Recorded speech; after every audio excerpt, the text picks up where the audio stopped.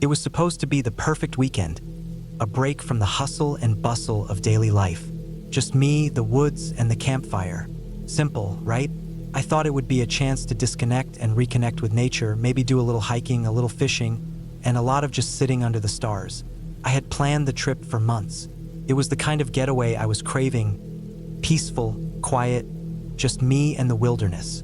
The spot I picked was a little-known site, far off the beaten path. I liked that idea.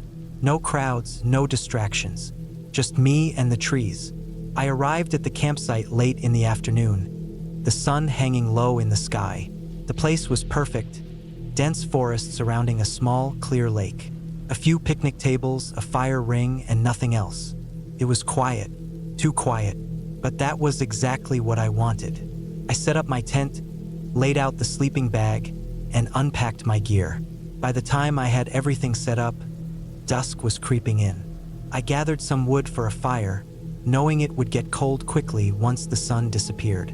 There was something about the woods at night that felt different, more alive, like you were being watched. I shook off the feeling and focused on building the fire.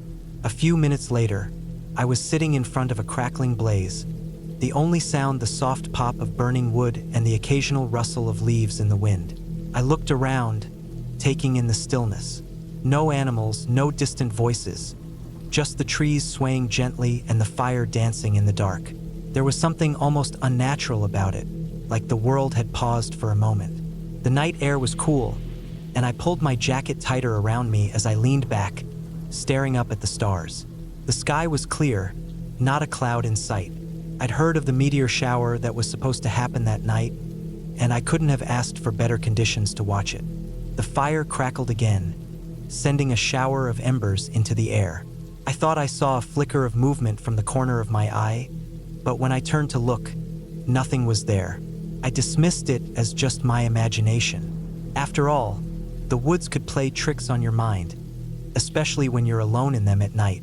I settled back, listening to the fire and the occasional rustling of branches. It was peaceful, too peaceful. The kind of peace that felt like it was about to be broken. That's when I heard it. A rustle in the bushes near the edge of the clearing. At first, I thought it was an animal, a deer maybe, but then it happened again, a little closer this time. My heart skipped a beat. No animal I knew of would make that kind of noise. The sound stopped, but the tension in the air lingered. I stared into the darkness, willing myself to relax. It was probably just a squirrel or a raccoon, right? The idea of something larger, something different didn't make sense. I forced myself to focus on the fire, trying to drown out the noise that was slowly building in the back of my mind. The woods were too quiet again. The fire crackled, but everything else seemed dead. No birds, no insects. It was as if everything had just stopped. I grabbed my flashlight and shone it into the darkness where I'd heard the noise. Nothing, but that's when I saw it. A pair of eyes, glowing faintly in the dark, just beyond the trees, watching me. My breath caught in my throat. The eyes didn't blink. They didn't move. I tried to convince myself it was an animal, but there was something off about them. They were too high off the ground, too still.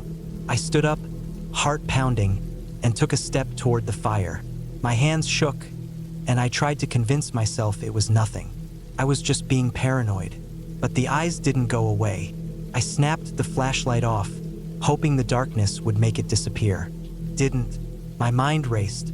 Maybe it was a trick of the light, or maybe I was just tired. But no matter how hard I tried to rationalize it, something deep in my gut told me to leave. I sat back down, trying to act casual. But the feeling of being watched wouldn't go away. I kept glancing over my shoulder, my nerves on edge. The night had turned from peaceful to tense, and I didn't know why. It was just wrong. I forced myself to finish the meal I'd prepared, though my appetite had all but disappeared. The fire was the only thing that felt safe now, the only thing keeping the dark at bay. As the night deepened, the sounds of the forest began to return, but there was something strange about them. The usual nighttime noises felt distorted, like they were coming from the wrong direction, or perhaps from somewhere closer than they should have been. I leaned back against a tree, wrapping my arms around my knees, trying to keep myself calm. Maybe I was just spooked. It wasn't like anything had happened yet. But the feeling that something was out there, something that shouldn't be, stayed with me. I stayed up for hours, watching the stars, listening to the woods, waiting for the moment when I could convince myself that it was just my imagination. But that moment never came. Around midnight, I heard a noise. A real noise this time, not just the wind or the rustling of branches. It was a thud, soft but distinct, followed by another, and then another. Someone or something was moving around the edge of the clearing, deliberately, quietly. My heart raced. My mind went to every worst-case scenario. Was it someone else out here, someone else who had been watching me? I had no way of knowing if I was alone. There were too many trees between me and the path, too much darkness. The fire felt small against the vastness of the night. I couldn't stay here anymore. I grabbed my backpack, throwing everything I could into it: water, food, the flashlight, my knife. My eyes darted around as I scrambled to get my things together. I couldn't think straight. The only thing I knew was that I needed to leave, to get out of the clearing and into the safety of the woods where I could hide. I started toward the trail, my heart hammering in my chest. The noise had stopped, but the tension in the air had only grown stronger. I had no idea what was out there, but it wasn't natural.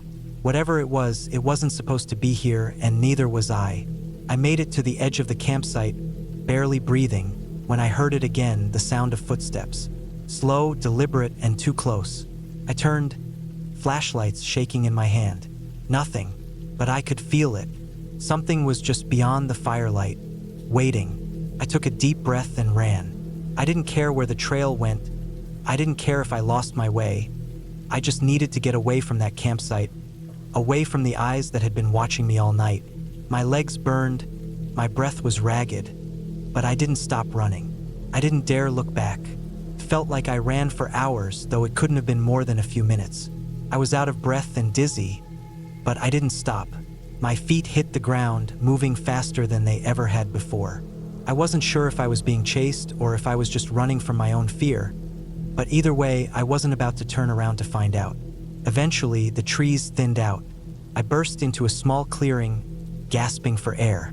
The ground was soft, and I stumbled, almost falling. I stopped for a moment, catching my breath, before looking around. There were no eyes, no movement, just the rustling of leaves and the occasional chirp of a cricket. The forest was quiet again. I didn't feel safe, but I felt a little less hunted.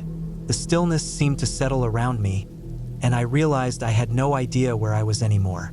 I was lost, but at least I was away from whatever it was that had been following me. I spent the rest of the night in that clearing, too scared to move, too scared to sleep. The forest felt different, like it had become part of me, part of something larger and darker that I couldn't understand. But when the sun finally came up, I saw the trees in a new light. Everything was still. The woods had returned to their natural, peaceful state. The moment I could, I packed up and left. I didn't look back. And as I left the woods, I couldn't shake the feeling that whatever had been out there had been waiting for me. Waiting for the moment when I thought I was alone. But I wasn't alone. Not really. It had been watching, waiting for the right time. And I knew then that the woods would never really let me go.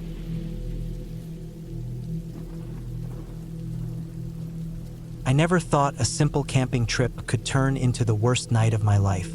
I had been planning it for weeks. Just me, my backpack, and the wilderness. I wanted to get away from everything, clear my mind, and enjoy some peace.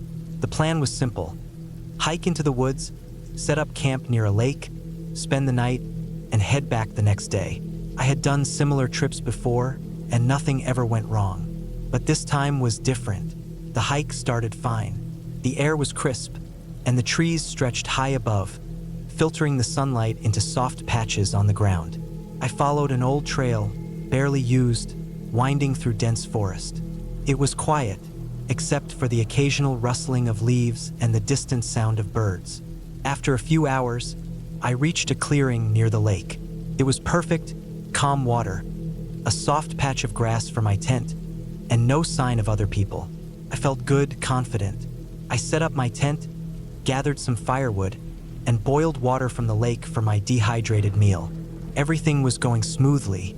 As the sun started dipping behind the trees, I sat by my fire, enjoying the warmth. The silence of the forest was peaceful, almost too peaceful. No wind, no animals moving, just the crackling of the fire. I shrugged it off, thinking maybe I was just overanalyzing things. I turned in early, zipping myself into my sleeping bag, letting the exhaustion from the hike take over. Sometime later, I woke up. The fire had died down to embers, and the forest was dark. At first, I wasn't sure what had woken me. Then I heard it. A sound, faint but distinct, coming from the woods. It wasn't an animal. It was deliberate, slow, like footsteps moving through the undergrowth. My pulse quickened. I lay still, listening, trying to figure out if it was just my imagination. Then I heard it again, closer this time. Someone or something was out there.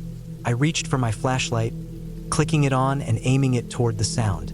Nothing, just trees and shadows. I held my breath, straining to hear, but everything was silent again. Maybe it was just a deer. I tried to calm myself, but I couldn't shake the unease creeping up my spine. I stayed awake for what felt like hours, listening, waiting, but the sound didn't return. Eventually, exhaustion won, and I drifted back to sleep.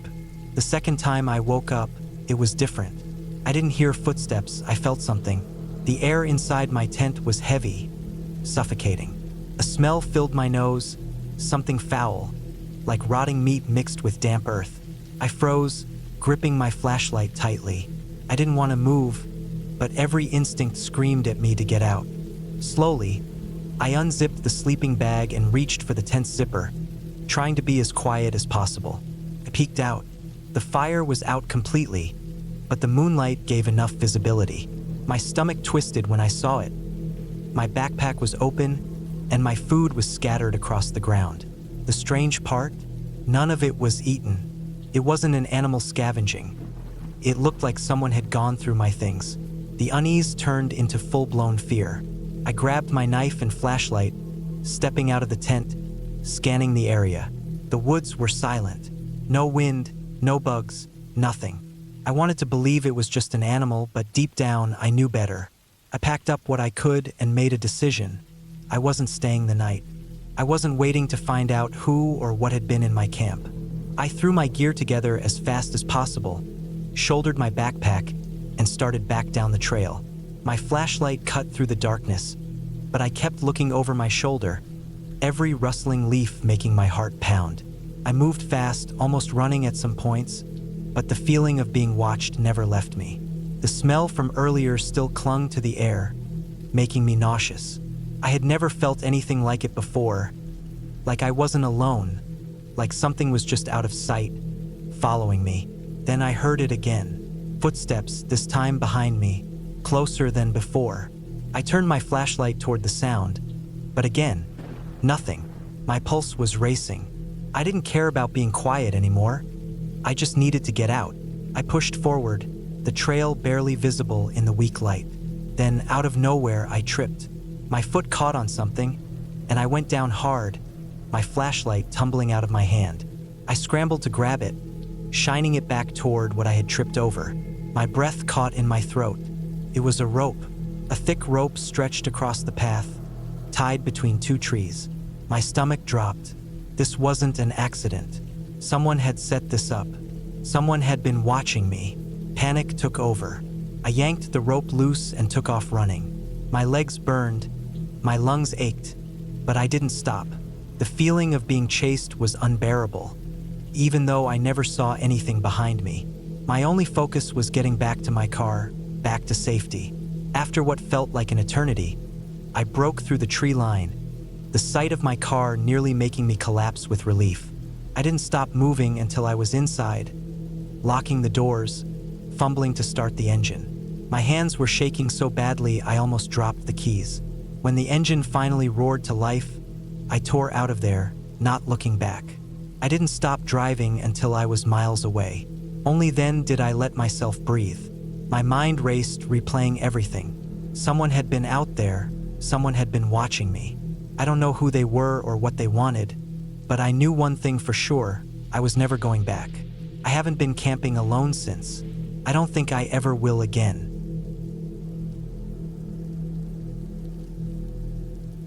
It was supposed to be a peaceful weekend getaway.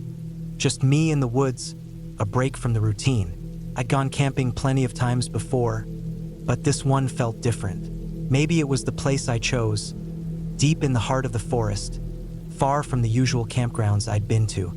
I didn't want the usual hustle of people around me, so I picked a more remote location, a quiet spot by a small lake that no one ever seemed to visit. I thought the isolation would give me the peace I was looking for. Didn't. I packed up my gear early on a Friday, driving for hours to get to the spot. The drive was long, filled with winding roads and barely any signs of civilization. I didn't mind it, though. The further I got, the more excited I became. The idea of being alone in nature, surrounded only by trees and the sounds of the wild, was exactly what I needed. When I finally arrived, the place was even more perfect than I'd imagined. A clearing near the lake with a few large rocks scattered around, and the trees surrounding it were thick and dense. It felt untouched, almost like nature had been waiting for me. I unloaded my car and set up camp quickly, choosing a spot close to the water, hoping to catch the reflection of the trees in the calm surface of the lake.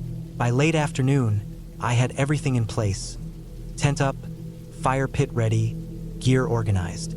The air was cool, but not too cold, and there was no sign of rain. The sun was beginning to set, casting a golden hue over everything. I sat by the fire pit, the crackle of the wood the only sound filling the air. For a moment, everything felt perfect. That night, I sat by the fire for hours, staring into the flames, lost in thought. The sky darkened, and the temperature dropped, but I was warm, wrapped in a blanket with the fire crackling beside me. The chirping of crickets and the rustling of leaves were the only sounds around me, and I felt a sense of peace I hadn't felt in a long time. I even went to sleep early, wanting to wake up with the sunrise and enjoy the calmness of the morning. But that night, something wasn't right.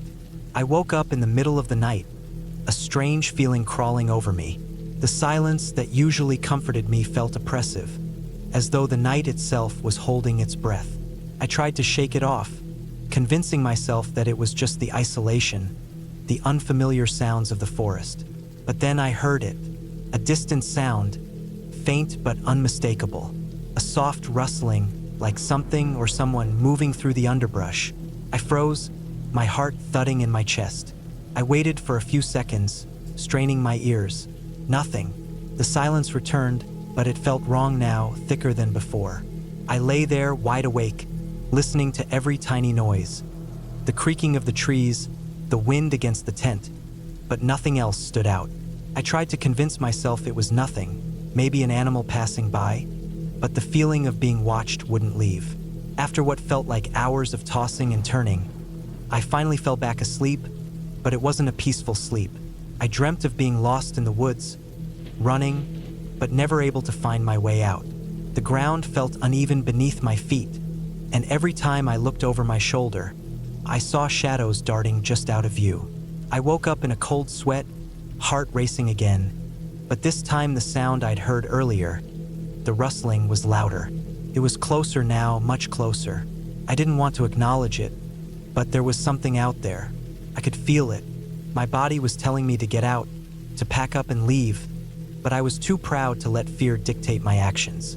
I had come here to escape the noise of life, not to run from something I couldn't even see. The morning was no better. The forest felt eerily still, the air heavy with an uncomfortable silence. I tried to ignore it, but the unease grew as the day went on. I made my breakfast by the fire, the hot coffee and scrambled eggs doing little to shake the lingering dread that had settled over me. It felt like I wasn't alone, but whenever I turned to look, nothing was there. The rustling continued through the day, always faint but constant, like something was moving just outside my field of vision. I couldn't pinpoint the direction, and every time I thought I saw something move between the trees, it turned out to be nothing. I decided to go for a hike, hoping it would clear my head. The path around the lake was simple, just a narrow trail that wound through thick undergrowth and tall trees. It wasn't long before I found myself walking in circles, the path twisting and turning in a way that felt unfamiliar. The sun was high, but the shadows beneath the trees made everything feel dim, as if the forest was hiding something. I kept walking, convincing myself it was just my imagination running wild. But the further I went, the more I felt like something was off. The rustling noise, now louder, seemed to follow me, staying just out of reach. I stopped a few times, trying to listen more carefully, but each time the sound stopped when I did. It was like whatever it was knew when I was listening. The strange part, though, was that the forest itself felt wrong. The trees, usually so familiar and comforting, seemed to close in around me, their branches blocking the sky. The wind had picked up, and the leaves rustled above, but it wasn't the same sound as the rustling I'd been hearing. This was different, more deliberate, like something was walking with me. I made my way back to the camp, more anxious than before, my footsteps quick and uneven. I couldn't shake the feeling that something was just behind me, waiting for me to make a mistake, to let my guard down. As I neared the campsite, I felt a brief moment of relief, thinking I was back in the safety of my tent. But when I saw the fire pit, the sense of dread returned instantly. The firewood I had stacked neatly earlier was scattered across the ground, as if someone, or something, had been digging through it. The fire had gone out completely, leaving only cold, blackened embers. It hadn't been long since I'd left.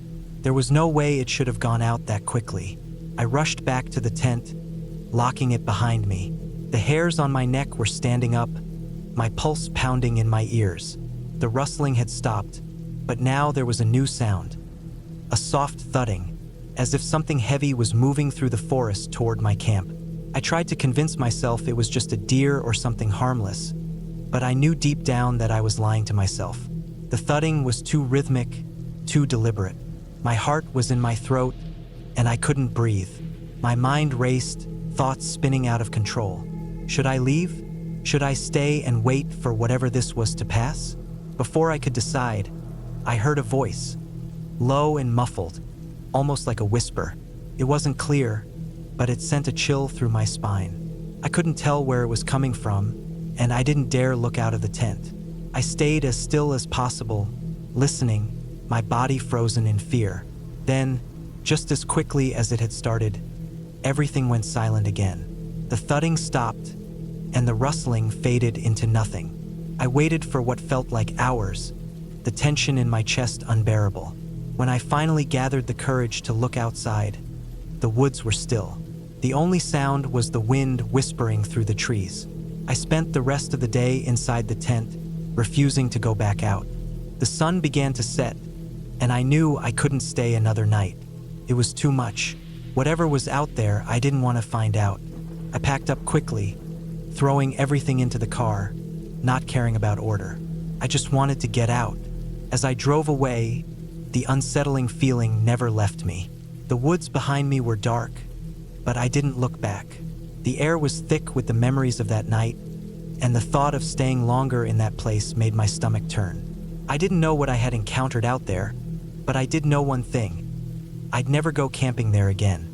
Some places are better left untouched, and some feelings, once felt, are impossible to shake.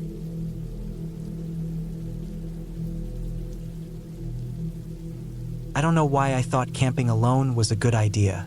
Maybe I needed to clear my head, get away from everything, work, my phone, the endless noise of life. Whatever the reason, I packed up my gear, loaded my truck, and headed deep into the woods.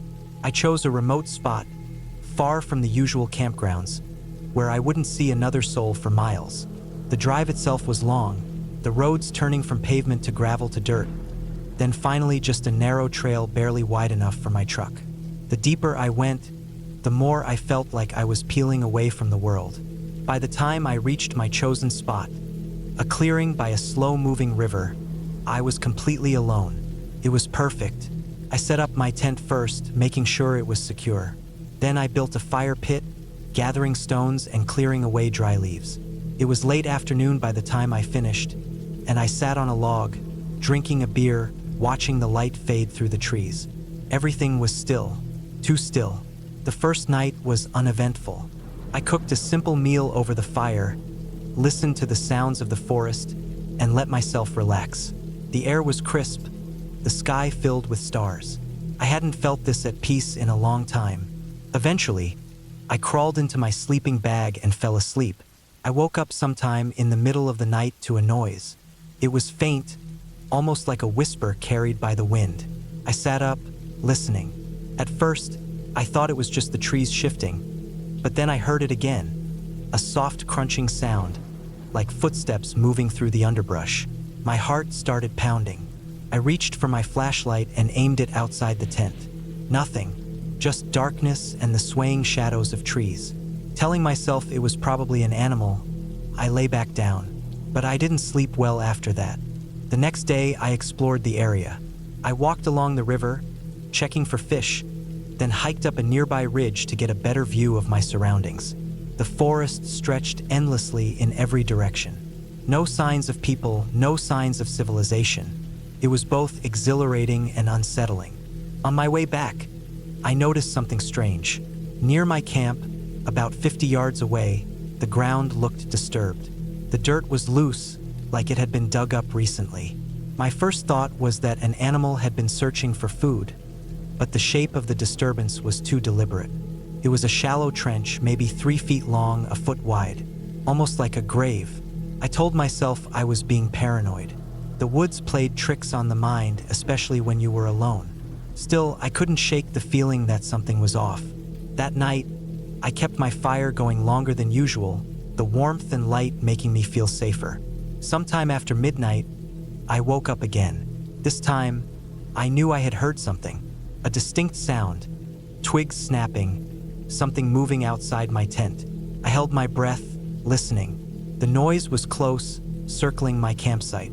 My fingers tightened around the knife I kept by my sleeping bag. The sound stopped for a long time, and I thought maybe whatever it was had left. Then, just as I was about to relax, I heard breathing, slow, deliberate, right outside my tent. I didn't move. I didn't make a sound. My mind raced through possibilities. A bear? A coyote? No, this was different. This was human. Someone was out there, standing just inches from where I slept. Minutes passed, stretching endlessly. Then, without warning, the footsteps retreated, moving away into the forest. I stayed awake for the rest of the night, gripping my knife, waiting for them to return. They never did. At first light, I crawled out of the tent, scanning the area. Nothing was disturbed. No tracks, no signs that anyone had been there. But I knew what I had heard. I wasn't imagining it. I had planned to stay another night, but I couldn't shake the unease in my gut. Something was wrong out here. I packed up my gear quickly, loading everything into my truck. As I was about to leave, I took one last look at the disturbed ground near my campsite, and that's when I saw it. The dirt had been moved again. The trench was deeper now, and at the bottom, partially buried, was a piece of fabric, dark, torn, stained with something that looked too much like blood. I didn't stick around to find out more. I jumped into my truck, started the engine, and tore down the trail, my tires kicking up dirt and leaves. I didn't stop until I was miles away, back on the main road. I never reported it. What would I even say? That I heard something? That I found a hole in the ground? The police wouldn't take me seriously. But I know what I saw. I know what I heard. And I know I was not alone out there. It was supposed to be a simple trip. Just a weekend camping with a couple of friends. Far enough away from the city to get some peace, but not so far that we'd end up lost or stranded. I wasn't expecting anything out of the ordinary. No thrills, no chills. Just a few nights of fresh air, a campfire, and the kind of quiet you only find in the woods. We arrived at the campsite late in the afternoon. The sun already starting its slow descent behind the trees, casting long, twisted shadows across the ground. The forest seemed dense, but it wasn't overgrown or tangled. The path leading into the clearing was wide enough to drive a truck through, lined with tall pines and thick underbrush. We parked the car just off the trail, grabbing our backpacks and cooler, and setting off toward the spot we had picked earlier in the week. The fire pit was already there, a ring of stones sitting in the middle of a small clearing, with an old wooden bench leaning crookedly to one side. The place looked almost too perfect, like it was just waiting for someone to show up. I could feel the sense of calm that the woods brought with them. The smell of fresh pine needles and damp earth filled my lungs as I took a deep breath. As the others set up the tent, I started gathering some wood for the fire. The sun was nearly gone, and the first stars had started to blink to life in the sky above. A few birds still sang in the distance, but the forest was mostly quiet. I found some dry logs and branches nearby and dragged them over to the fire pit. We were settling in for the evening, laughing about nothing in particular, when the first weird thing happened. It started out as a rustling in the trees, faint, almost unnoticeable at first, but then it grew louder, like something was moving through the underbrush, getting closer. I looked up from the fire, scanning the shadows between the trees. There was nothing, just darkness and the shifting shapes of the branches. But I couldn't shake the feeling that we were being watched. I shrugged it off, convincing myself it was just an animal or the wind. Probably just a deer or something, I said, trying to sound casual. But the others had already gone quiet, glancing over their shoulders toward the woods. I added more wood to the fire, watching the flames crackle and pop, casting a warm glow on our faces. But that rustling kept going, growing louder in fits and starts. It was almost rhythmic, like whatever it was knew how to move silently, just enough to make you uneasy. We stayed up for a few more hours, telling stories, drinking beer, and pretending the strange noise wasn't bothering us. But it was. I could see it in their eyes, the way they glanced nervously at the trees, the way their voices faltered when they laughed a little too loud. Eventually, we all started to feel it, the creeping sense of being out of place, like we weren't supposed to be there. By the time we finished off the last of the beer, the air had grown colder. The sky was pitch black, the stars almost blinding against the clear sky. We decided to turn in for the night. As we crawled into the tent, I felt a strange unease settle in my chest, but I told myself it was nothing. I tried to push it down to sleep, but the rustling was still there, faint but constant, like something moving just beyond the firelight. I rolled over in my sleeping bag, staring at the fabric of the tent wall, trying to ignore the sound. But every so often, I would catch a glimpse of movement in the corner of my eye, shadows shifting between the trees. It was like something was out there, standing still and watching us, waiting for us to fall asleep. I eventually managed to drift off, but my dreams were restless, filled with fragmented images of the woods, tall, dark shapes moving just beyond my sight. When I woke up, it was still dark, but I couldn't tell how much time had passed. I could hear the others breathing softly around me, the sound of the wind rustling the branches outside. And then there was a knock. It wasn't a knock like you would expect on a door. It was the unmistakable sound of something heavy tapping against the side of the tent. My heart jumped in my chest. I lay still, listening, hoping I was imagining things. But the knock came again, soft, almost delicate, but persistent. I reached over and gently shook my friend next to me, trying to wake them without making a sound. My mind raced, thinking of every possibility. An animal, a person, maybe someone lost in the woods, or even a prank. But why would someone be out here in the middle of the night? It didn't make sense. I held my breath, waiting, and then nothing. I strained my ears, but the sound had stopped. The forest around us was silent, save for the occasional creak of tree branches in the wind. I wanted to get up, to look outside, but something in my gut told me not to. I don't know why, but I felt paralyzed, like if I moved, I might make things worse. So I stayed still, hoping that whatever it was would just go away. But it didn't. The knock came again. This time, I could feel the pressure against the side of the tent, like someone or something was leaning against it. I froze, unable to move, unable to think.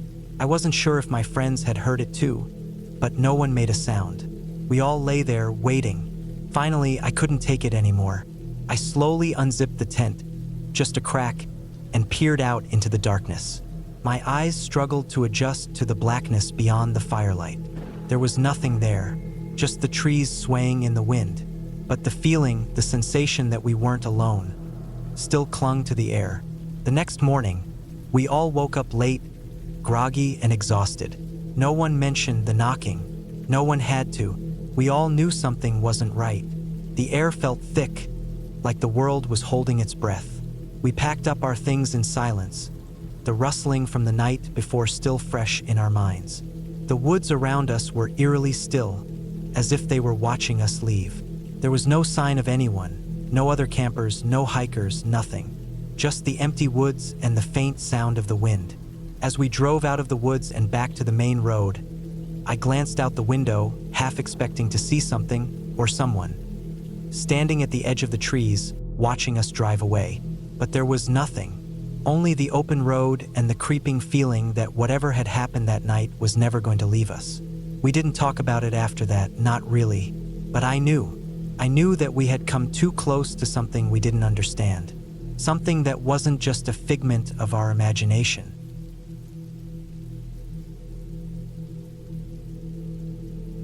The evening had fallen quickly, as it tends to do when you're deep in the woods.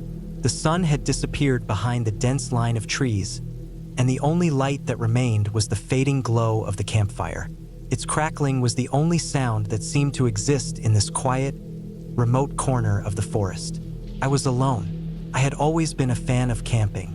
There was something calming about it, a sense of peace that only nature can offer. But this trip had been different. I had chosen a new spot this time, far off from the usual hiking trails and campgrounds. I found a small clearing near a creek, tucked between towering pines. It seemed perfect, far enough from civilization to feel like an adventure, but close enough to the road that I thought I'd still be safe. I had everything set up, my tent, my gear, the campfire. A quiet meal was cooking in a small pot, the smell of beans and potatoes mixing with the wood smoke. The air was cool but not cold, and there was no wind, so the trees didn't whisper. It felt almost too still, like the world had pressed the pause button. The night had been slow to come. I kept glancing up at the sky, the stars slowly emerging as the light from the fire flickered and danced. It was just me and the wilderness. The occasional rustle of leaves or distant animal sound the only other company. I told myself I was being silly when I felt a flicker of unease creeping in. It was just a feeling, nothing more. But it wasn't long before I noticed something. A shift, a noise that didn't quite match the usual night sounds. A branch snapping off in the distance. It was faint but distinct enough to pull my attention away from the fire and back toward the tree line. I told myself it was just an animal, maybe a deer, maybe even a squirrel. But the rustling wasn't right. It didn't sound like the normal shuffle of creatures in the underbrush. I had my back to the fire now, staring into the woods. The shadows seemed to move with an unnatural rhythm, and I felt an instinctive urge to check my surroundings. A quick glance to the right showed nothing unusual, just the forest, its dark and familiar silhouette. I turned back toward the fire, but that was when I saw it. A figure, just standing there in the darkness. I couldn't make out the details at first, just a shape that seemed to blend with the shadows. But the outline was clear enough, a person, or what looked like a person. My heart skipped a beat, and I immediately felt a sickening jolt of panic in my stomach. Who could be out here this far into the woods at this hour? I froze, staring, but the figure didn't move. It just stood there, still as a statue. The more I looked, the more I questioned what I was seeing. Was it a trick of the light? Was it just a tree or something hanging in the shadows that looked like a person? I blinked. The shape didn't change. I knew I had to do something, but what? My mind raced, but no clear plan formed. I reached for the flashlight next to me, fumbling as I tried to click it on, but my hands were shaking too much.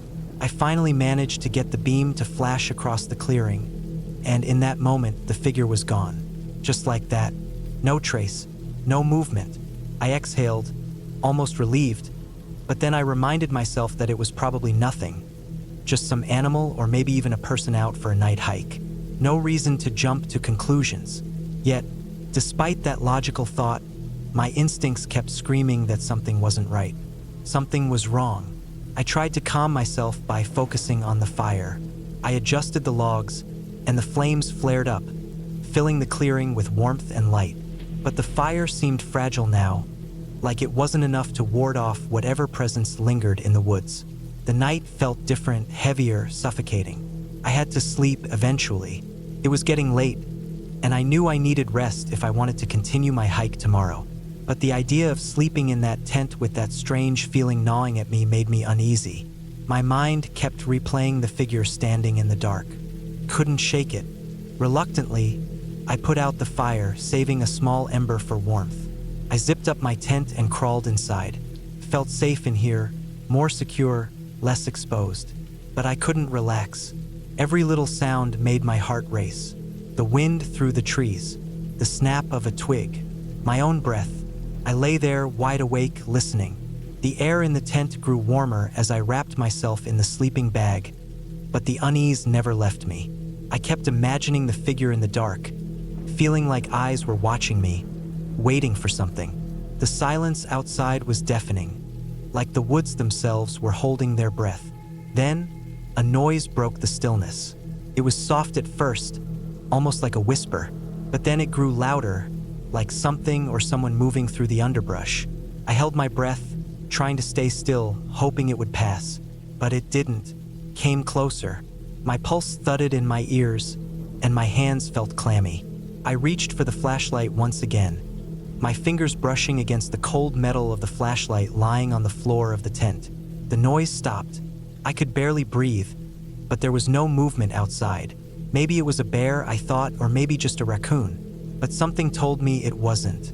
Something told me that it was intentional. Like someone or something knew I was here, knew exactly where I was. Suddenly, the sound of something hitting the tent made me jump. It was a soft thud, almost like something had brushed against it. I sprang up, heart racing, and shone the flashlight through the mesh of the tent. But there was nothing there. The night had swallowed everything back up again. It was as if the world had paused for a moment, holding its breath, and then a distant, low growl reverberated through the trees. My mind raced with the possibilities. Was it an animal or something worse? My thoughts spun out of control. I had to leave. I had to get out of here. I couldn't stay another minute. But then I remembered the road, how far it was, how I had walked miles earlier to get to this spot, and there was no way I would make it back in time before it was completely dark. I was stuck here alone. I stayed still, trying to keep my breathing steady. Minutes stretched into what felt like hours, and eventually, I fell into a fitful sleep. When I woke, the sun was already rising, filtering through the small gaps in the tent. The forest had changed overnight.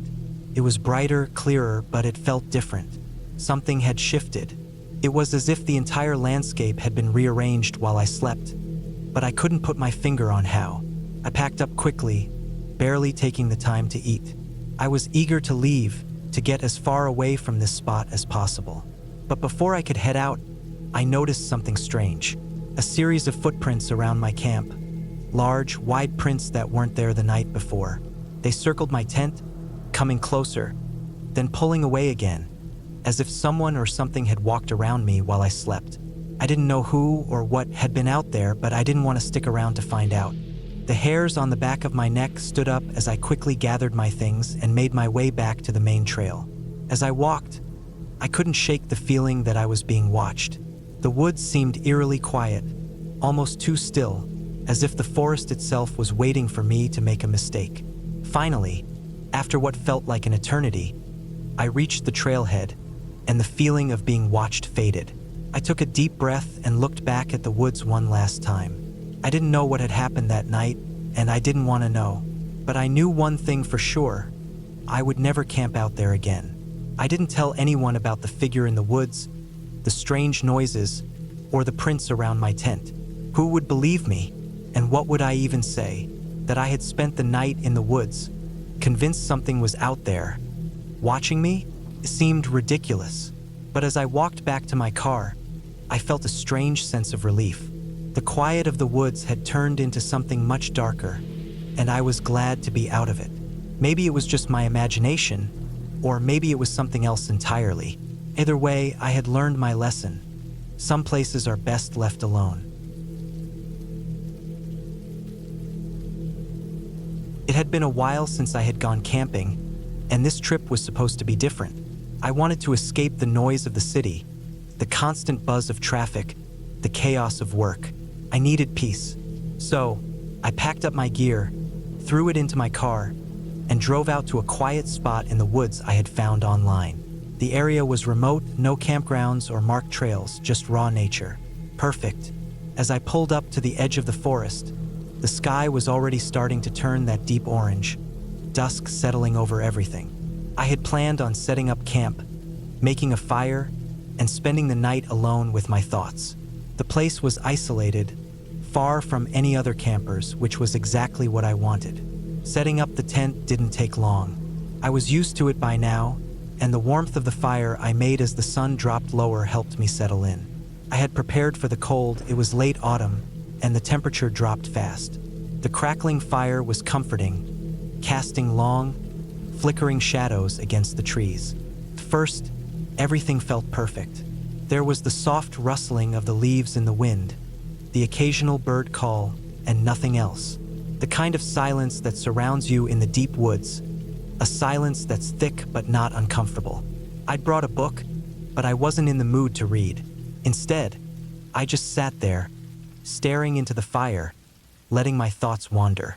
As night fell, the forest around me seemed to come alive in ways I hadn't expected. The air grew colder, and the shadows stretched longer, bending around the trees in strange, almost unnatural ways. The wind picked up a bit, but not enough to be alarming. It was just the typical sounds of the woods, branches swaying, small animals moving through the underbrush. That's when I heard it.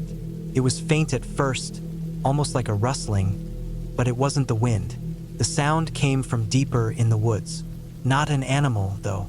It was something else. A scraping sound, like someone or something was dragging its feet through the dirt. I stopped what I was doing and listened, but the sound stopped too. Just silence again. I figured it was probably an animal, maybe a raccoon or something, moving through the brush, but something about it felt off. I shook my head and tried to dismiss it. Maybe I was just being paranoid. It had been a long drive, and the isolation was starting to get to me. I pushed it out of my mind and focused on the fire. But then it happened again. This time, it was clearer, closer, and I could feel my heart start to pound in my chest. The scraping sound like something dragging along the ground. It wasn't an animal. It didn't move like an animal. I stood up, looking toward the darkness between the trees. I couldn't see anything, but that sound, it was there, just beyond the reach of the firelight. I told myself I was being ridiculous. It was just a weird noise. Animals, rocks shifting, whatever. But then, a twig snapped, loud and sharp, cutting through the quiet night. My pulse quickened. I could feel the hairs on the back of my neck standing up. I wasn't alone. I grabbed the flashlight from my bag, shining it into the woods, but the beam of light only cut through the darkness for a few feet before fading into blackness. The forest beyond the reach of the light seemed endless, and I suddenly felt very small. I sat back down by the fire, trying to calm myself, but the noise didn't stop. Kept coming closer this time. Scraping, a shuffle, like something heavy and deliberate was moving toward me. My breath was tight in my chest. I told myself again that I was just being paranoid. It was just some animal, maybe a deer or something, and I was overthinking it. I knew that was the most likely explanation. I decided to go check it out. It was probably nothing. With the flashlight in hand, I walked toward the source of the noise. Every step felt deliberate, as though something was watching me from the trees, just out of sight. I paused a few times, shining the light around, but saw nothing. It was just woods. Nothing unusual. Still, I couldn't shake the feeling that something wasn't right. Then I heard it again, this time much louder. A rasping sound, like a deep, guttural breath being drawn through something wet. The noise wasn't natural. It was more than just scraping. It sounded like something trying to move, dragging itself through the dirt, something large. I froze. The light flickered in my hand. The wind picked up again, carrying with it an odd scent. It was musky, like wet earth, mixed with something metallic. My stomach churned, and for the first time since I had arrived, I felt like maybe I had made a mistake coming here. I turned back toward the fire, the comforting orange light flickering in the distance, but it felt farther away now, as though the darkness was encroaching on me, pushing me back. The sound was closer now. Whatever it wasn't hiding anymore. It was moving toward me. I took a few more steps, more cautious now, my feet crunching on the dry leaves beneath me. The woods seemed thicker, more oppressive. I could feel the presence of something, just out of view. I felt exposed. My heart was pounding so loud in my chest that I was sure whoever, or whatever, was out there could hear it too. And then I saw it. At first, I thought it was just a trick of the light, but as I focused, I saw movement between the trees. Something large and dark, hunched low to the ground, dragging itself along. My breath caught in my throat. It was no animal I'd ever seen. Its body was twisted like it had been broken or was never meant to move that way. The scraping sound was coming from its limbs dragging across the earth. It wasn't walking, it was crawling. I felt the overwhelming urge to run, but my legs wouldn't move. It was as if my body was frozen, rooted to the ground by some force I couldn't explain. The thing came closer, slowly, deliberately. Its head tilted toward me, but I couldn't see its eyes, only darkness where its face should have been. Couldn't breathe. My mind screamed at me to move, to do something, but all I could do was watch as it got closer. And then, as suddenly as it appeared, it stopped. For a long moment, there was silence. My breath was shallow, but I was too terrified to move. I didn't dare take my eyes off it. Then, the creature did something unexpected. It turned, slowly, and dragged itself back into the woods. It wasn't running, but it moved quickly, more quickly than I expected. One moment, it was there, and the next, it was gone, swallowed by the darkness of the trees. I stood there, staring at the spot where it had been, unable to comprehend what I had just seen. It took a long time before I could make myself move. My legs felt like lead, my heart still hammering in my chest. I couldn't stop shaking. I didn't know what that thing was. I didn't know if it was something I had imagined, if it was a bear or some other creature that I had misinterpreted in my panic. But there was no doubt that I wasn't safe here anymore. I packed up my gear as quickly as I could, moving with a frantic energy I couldn't control. The fire was still crackling behind me, but it felt like a distant memory. I was already thinking about the drive back to civilization, to the safety of my car and the lights of the nearest town. I had to get out of there. I didn't look back as I hurried through the woods, avoiding the sounds of the rustling branches and the scrape of dirt on stone. I focused only on the road ahead, on getting to my car, and on leaving that place far behind me. When I finally made it back to the parking area, I threw my things into the trunk without even thinking. I didn't bother with my tent or my sleeping bag. I just wanted to go home. I've never been camping since, and I don't think I ever will again. Some things in the woods are better left alone, and some things are better left in the dark.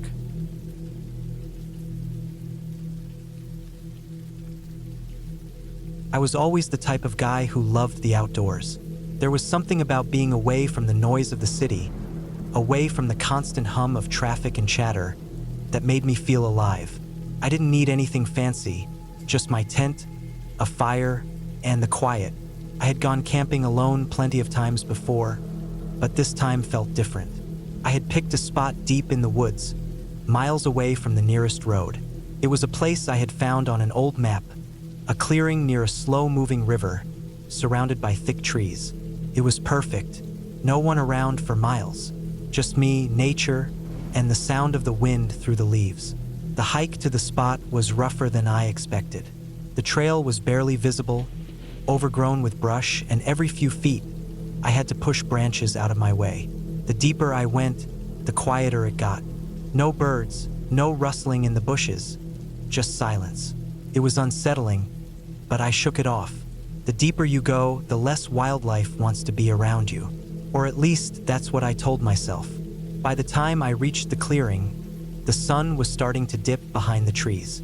I set up my tent quickly, gathered some firewood, and got a small fire going before it got too dark.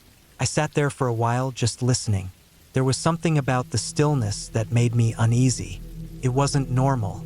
Normally, you'd hear bugs, the distant cry of an owl, something. But there was nothing, just me and the sound of the fire crackling. I ate a quick meal, checked my gear, and decided to turn in early. I had planned to hike around the next morning, maybe follow the river and see where it led. But that night, I barely slept. I don't know what time it was when I woke up, but it was late. The fire had burned down to just glowing embers, and everything was pitch black outside my tent. I lay there for a second, wondering what had woken me up. Then I heard it, a single footstep. It wasn't an animal. Animals move fast, make little scurrying noises. This was different, slow, deliberate. A single step, then silence. I held my breath, listening. Then another step, closer. I reached for my flashlight, but my hand was shaking so badly I nearly dropped it. I clicked it on and aimed it at the tent wall. Nothing. The footsteps had stopped. I sat there, heart pounding in my chest. Maybe I imagined it. Maybe it was a tree branch falling or the ground settling. I forced myself to lie back down, but I didn't close my eyes. I just stared at the thin fabric of the tent, waiting. Hours passed, or maybe just minutes. Couldn't tell. But eventually, exhaustion won out, and I drifted off again. Morning came, and for a moment, everything felt normal again. Sunlight filtered through the trees. Birds chirped in the distance. Maybe it had just been my mind playing tricks on me. I stepped out of my tent and stretched, shaking off the unease from the night before. But then I saw them. Footprints. They weren't mine. Mine were deeper, wider from the heavy boots I was wearing. These were smaller, bare feet, leading from the tree line straight to my tent. And then they stopped, right outside the entrance. I swallowed hard, my mouth dry. Someone had been here. Someone had been standing right outside my tent in the middle of the night, watching me. I packed up faster than I ever had in my life. I didn't even eat, didn't even bother to put out the fire properly. I just doused it with what little water I had left, grabbed my pack, and started moving. The hike back felt longer than before. Every snap of a twig, every rustle of leaves, made my heart pound. I kept looking over my shoulder, expecting to see someone there, but there was nothing, just trees. Then I heard it again, a footstep, off to the side of the trail. I didn't stop to look. I didn't try to be quiet. I just ran. By the time I made it back to my car, I was drenched in sweat, panting, shaking. I locked the doors the second I got inside and just sat there, gripping the wheel. I never went back to that spot. I never even looked at that old map again. And I don't camp alone anymore.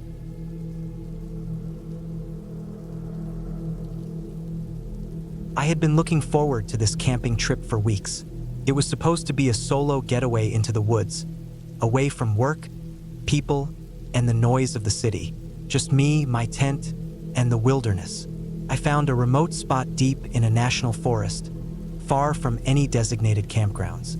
It was the kind of place where the trees closed in tight, their branches stretching like fingers, and the only sound was the wind rustling the leaves and the distant hoot of an owl. I parked my truck off an old dirt road, shouldered my backpack, and hiked for about 2 hours before settling on a small clearing near a creek. It was perfect. No sign of anyone having been there recently, no trash, no fire pits, just raw nature. I pitched my tent, gathered some firewood, and took in the quiet. The only thing that felt a little off was how still everything was. I had expected more sounds of birds, maybe a squirrel rustling in the brush, but there was nothing, just silence. As the sun set, I built a fire and cooked some canned beans. The flames flickered against the trunks of the trees, casting long shadows. The woods felt different at night, heavier, like they were pressing in on me. I tried to shake the feeling. I had camped alone before, but something about this place felt off. I forced myself to relax, enjoying the warmth of the fire and the crackling of the wood. After eating, I cleaned up and settled into my tent, zipping the flap closed. The moment I turned off my flashlight, the darkness was absolute. I lay on my back, listening. Still no animal noises, just the wind and the occasional creak of a tree shifting. Then, around midnight, I heard something. Footsteps, not heavy, but deliberate, slow, moving just beyond the reach of my tent's thin walls. My first thought was a deer, but the steps weren't random or hesitant like an animal's. They had a pattern, almost like someone pacing. I held my breath, listening. The sound stopped. I waited, my heart hammering.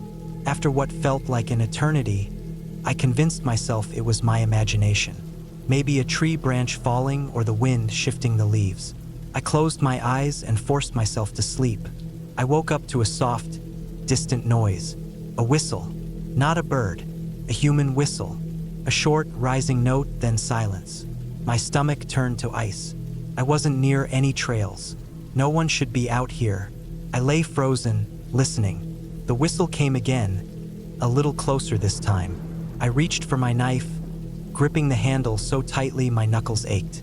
I had two choices: stay put and hope whoever or whatever it was would go away or get out of there. I decided on the latter. Moving as quietly as possible, I unzipped the tent just enough to peek out. The fire had burned down to embers, barely casting any light. I saw nothing, but I felt something, that overwhelming sense of being watched. I packed up in record time, stuffing my gear into my backpack without caring about neatness.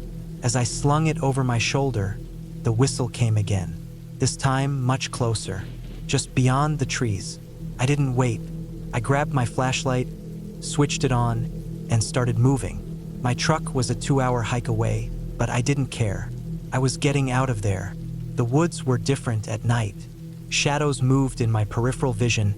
Branches seemed to reach for me, and every little sound made me jump. My own breathing was too loud. I walked as fast as I could without outright running, the beam of my flashlight bouncing with each step. Then I heard the footsteps again, behind me, keeping pace. I stopped. They stopped. I started walking. They started again. My pulse pounded in my ears. I wanted to turn around, to shine my flashlight behind me, but something in my gut told me not to. Just keep moving. I reached a steep incline and nearly lost my footing on the loose dirt. As I scrambled up, I heard the footsteps speed up. Whoever was behind me was getting closer. I forced myself to move faster. My legs burned, my lungs ached, but I didn't stop. Finally, I saw it. My truck, barely visible in the moonlight at the edge of the road. Relief flooded me. I practically sprinted the last 100 yards, throwing my pack into the bed and fumbling with my keys. My hands were shaking so badly I could barely get the key into the lock. Just as I got the door open, I dared to look back. My flashlight was still on, lying on the ground where I had dropped it in my panic. Its beam cut through the darkness, illuminating the trees. And in that light, I saw movement. A figure, just standing there, watching. I didn't stay to get a better look. I jumped into the truck, locked the doors, and turned the key. The engine roared to life, and I slammed it into reverse, tires kicking up dirt as I peeled away. My heart didn't stop pounding until I was miles down the road, civilization finally coming back into view. I never went back to that forest. I don't know who or what was out there that night, but I know one thing for sure. I wasn't alone. And whatever it was, it didn't want me to leave. I don't know why I thought camping alone would be a good idea.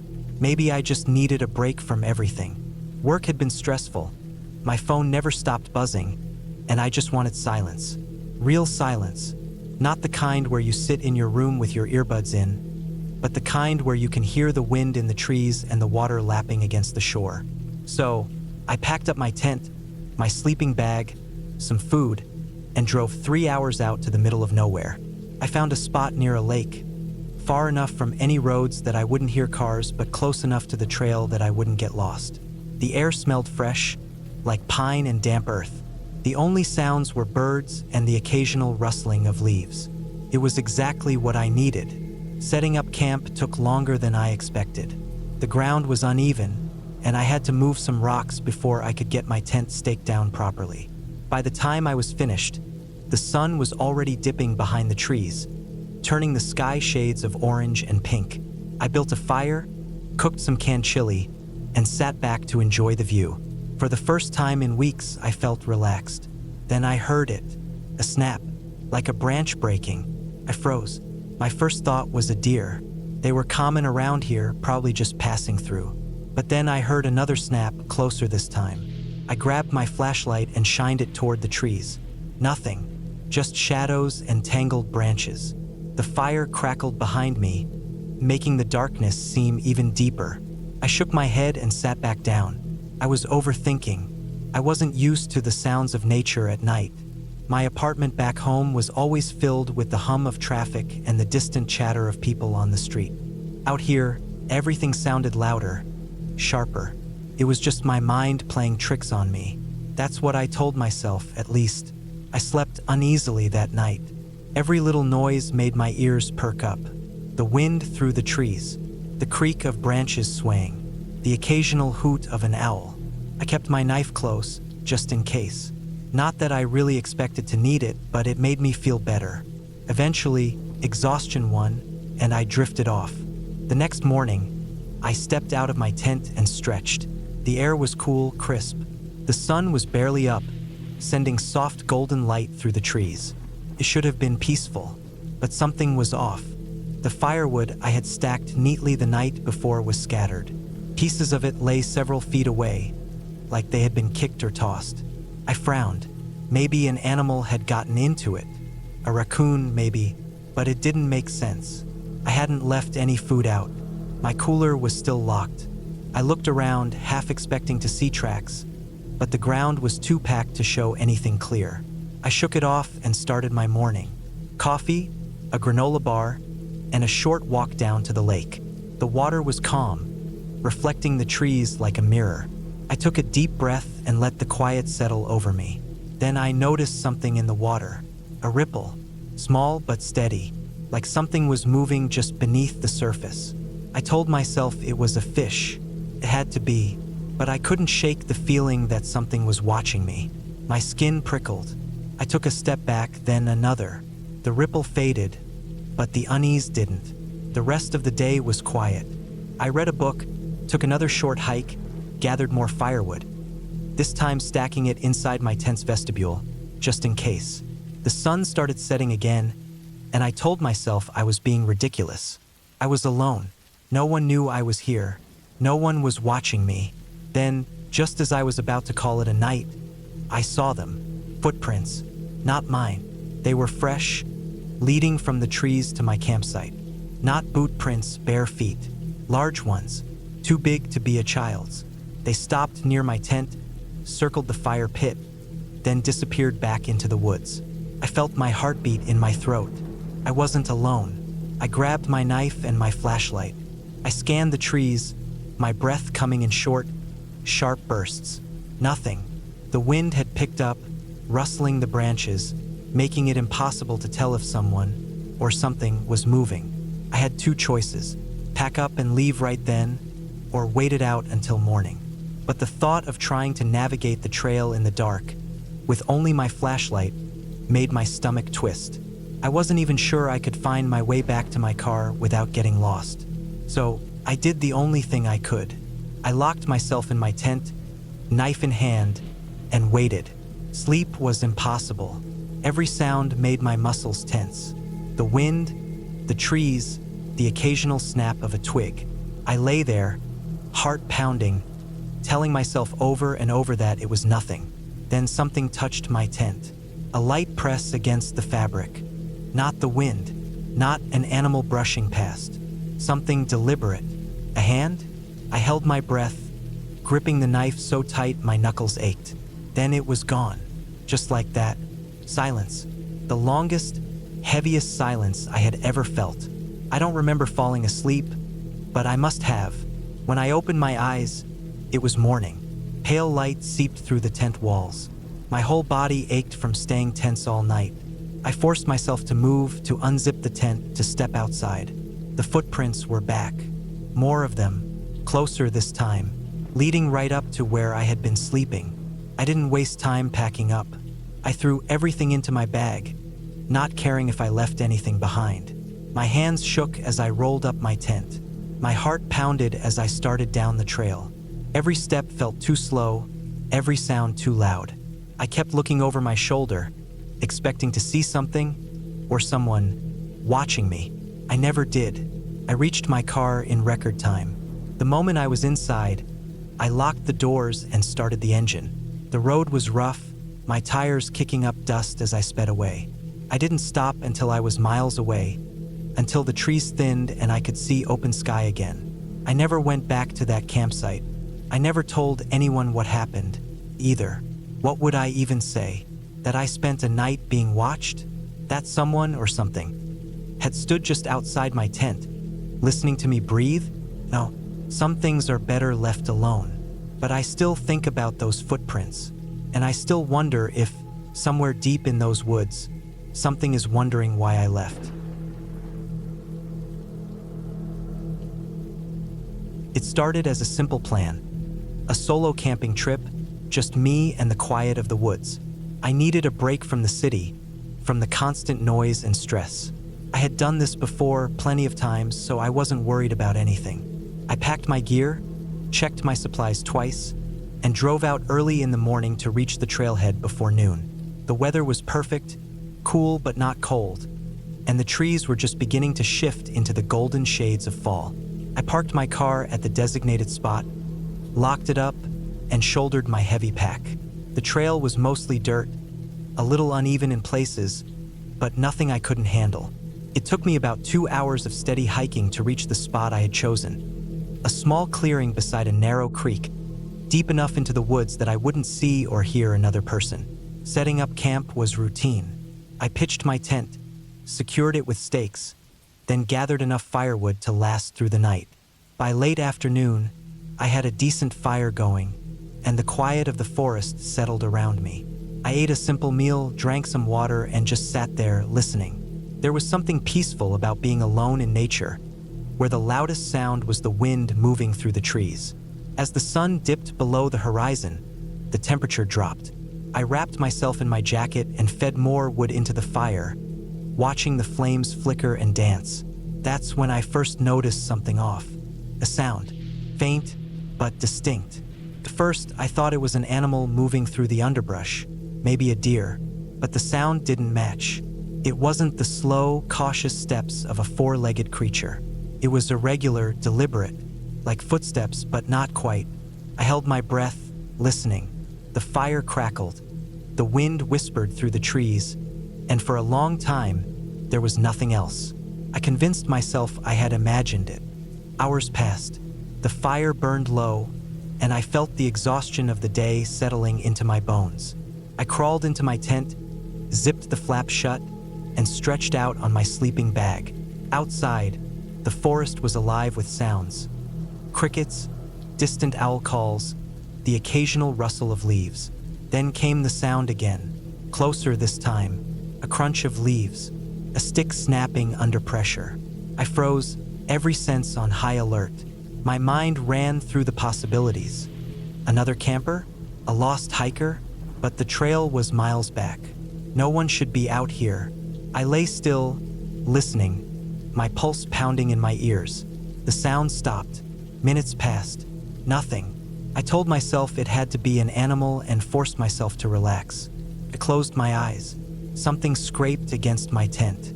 A slow, deliberate drag of something against the fabric. I sat up so fast my head spun. My breathing was shallow, controlled. I reached for my flashlight, fingers shaking slightly as I gripped it.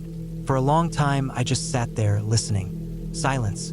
Then, from outside, the faintest sound, breathing. I had never been this afraid in my life. I was completely alone, miles from the nearest person, and someone or something was outside my tent, standing there, breathing. I flicked on the flashlight, aiming it at the thin fabric walls of my tent. Nothing. No shadow, no movement. I didn't know what to do.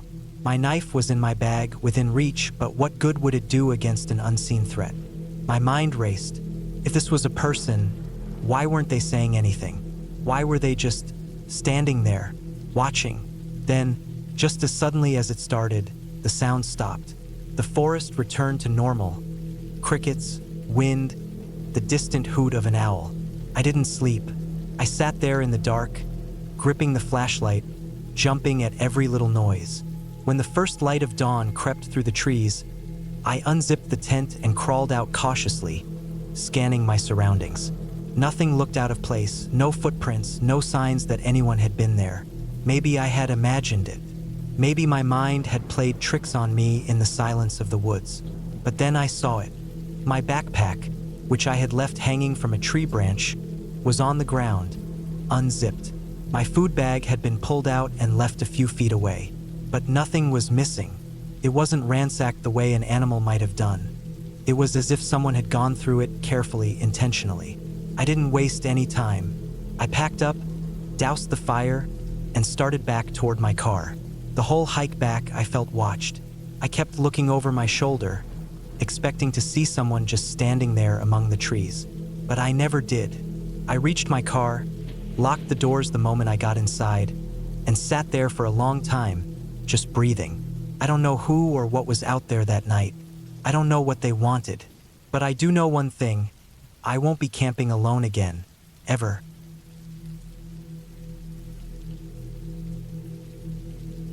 I remember that trip like it just happened. The cold air, the damp smell of the woods, the feeling in my gut that something wasn't right. It was late September, the time of year when the leaves were just starting to change. My plan was simple. A solo camping trip deep into the national forest, far from any trails or campsites. I wanted peace, isolation, and a chance to reset my mind. No phone service, no distractions, just me and nature. I packed light but enough to last a few days. A small tent, sleeping bag, some food, a portable stove, a flashlight with extra batteries, a knife, and my old reliable camping hatchet. The first day went exactly as I had hoped.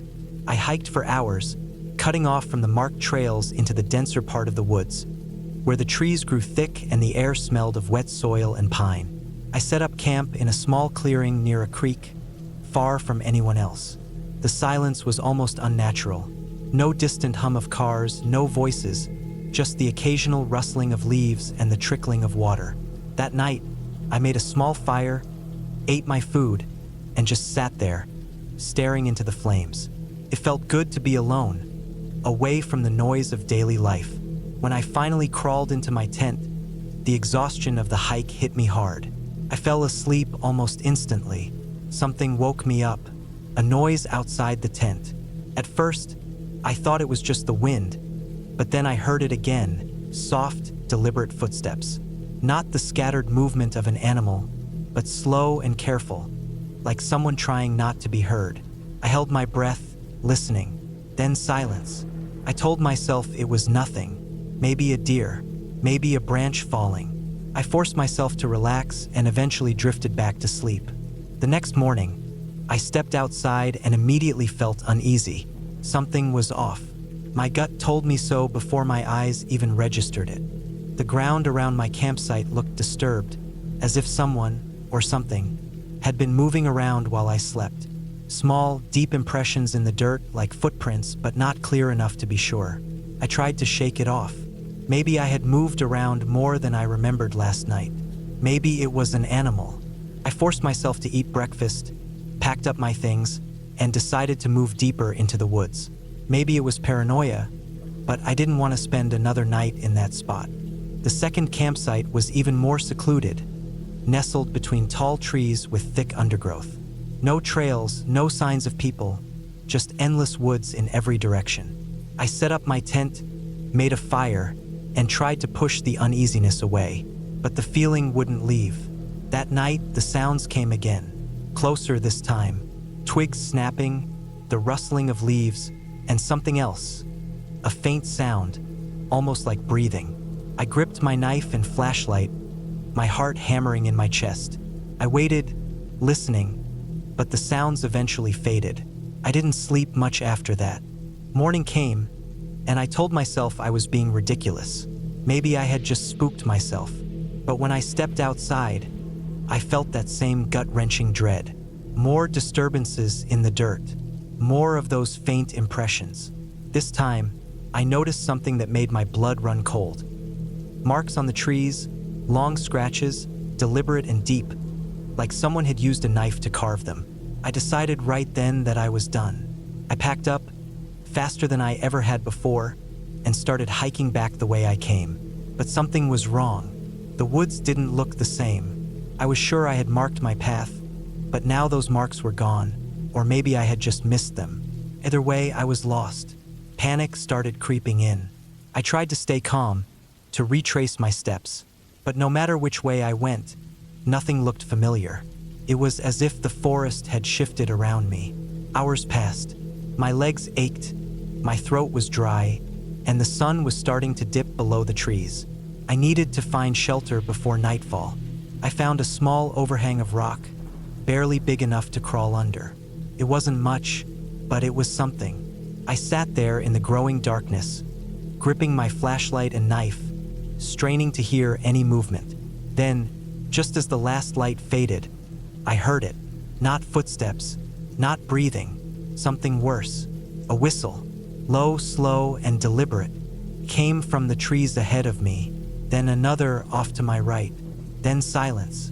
I don't remember falling asleep, but I must have at some point, because I woke up to the morning light filtering through the trees. I was alive, but I didn't feel safe. I forced myself to move, pushing forward with everything I had. Hours passed, and just when I thought I might collapse from exhaustion, I saw it. Something man-made. A rusted old fire tower standing alone in a small clearing. It looked abandoned, but I didn't care. I ran to it, climbed the metal stairs, and locked myself inside the small cabin at the top. From up there, I could see for miles. Endless trees in every direction. But something else, too. Movement. Far below, near the edge of the clearing. Figure, standing still, watching. I stayed in that tower the entire day, barely moving, barely breathing. Night came, and I kept my flashlight off, listening, waiting. Then, just before dawn, I climbed down and ran. I didn't stop. I didn't look back. I ran until my legs gave out, and when I finally stumbled onto a dirt road, I almost cried. A truck came by hours later. A hunter, judging by his gear. He gave me a ride back to the nearest town. I didn't tell him what happened. I didn't tell anyone. I haven't been camping since.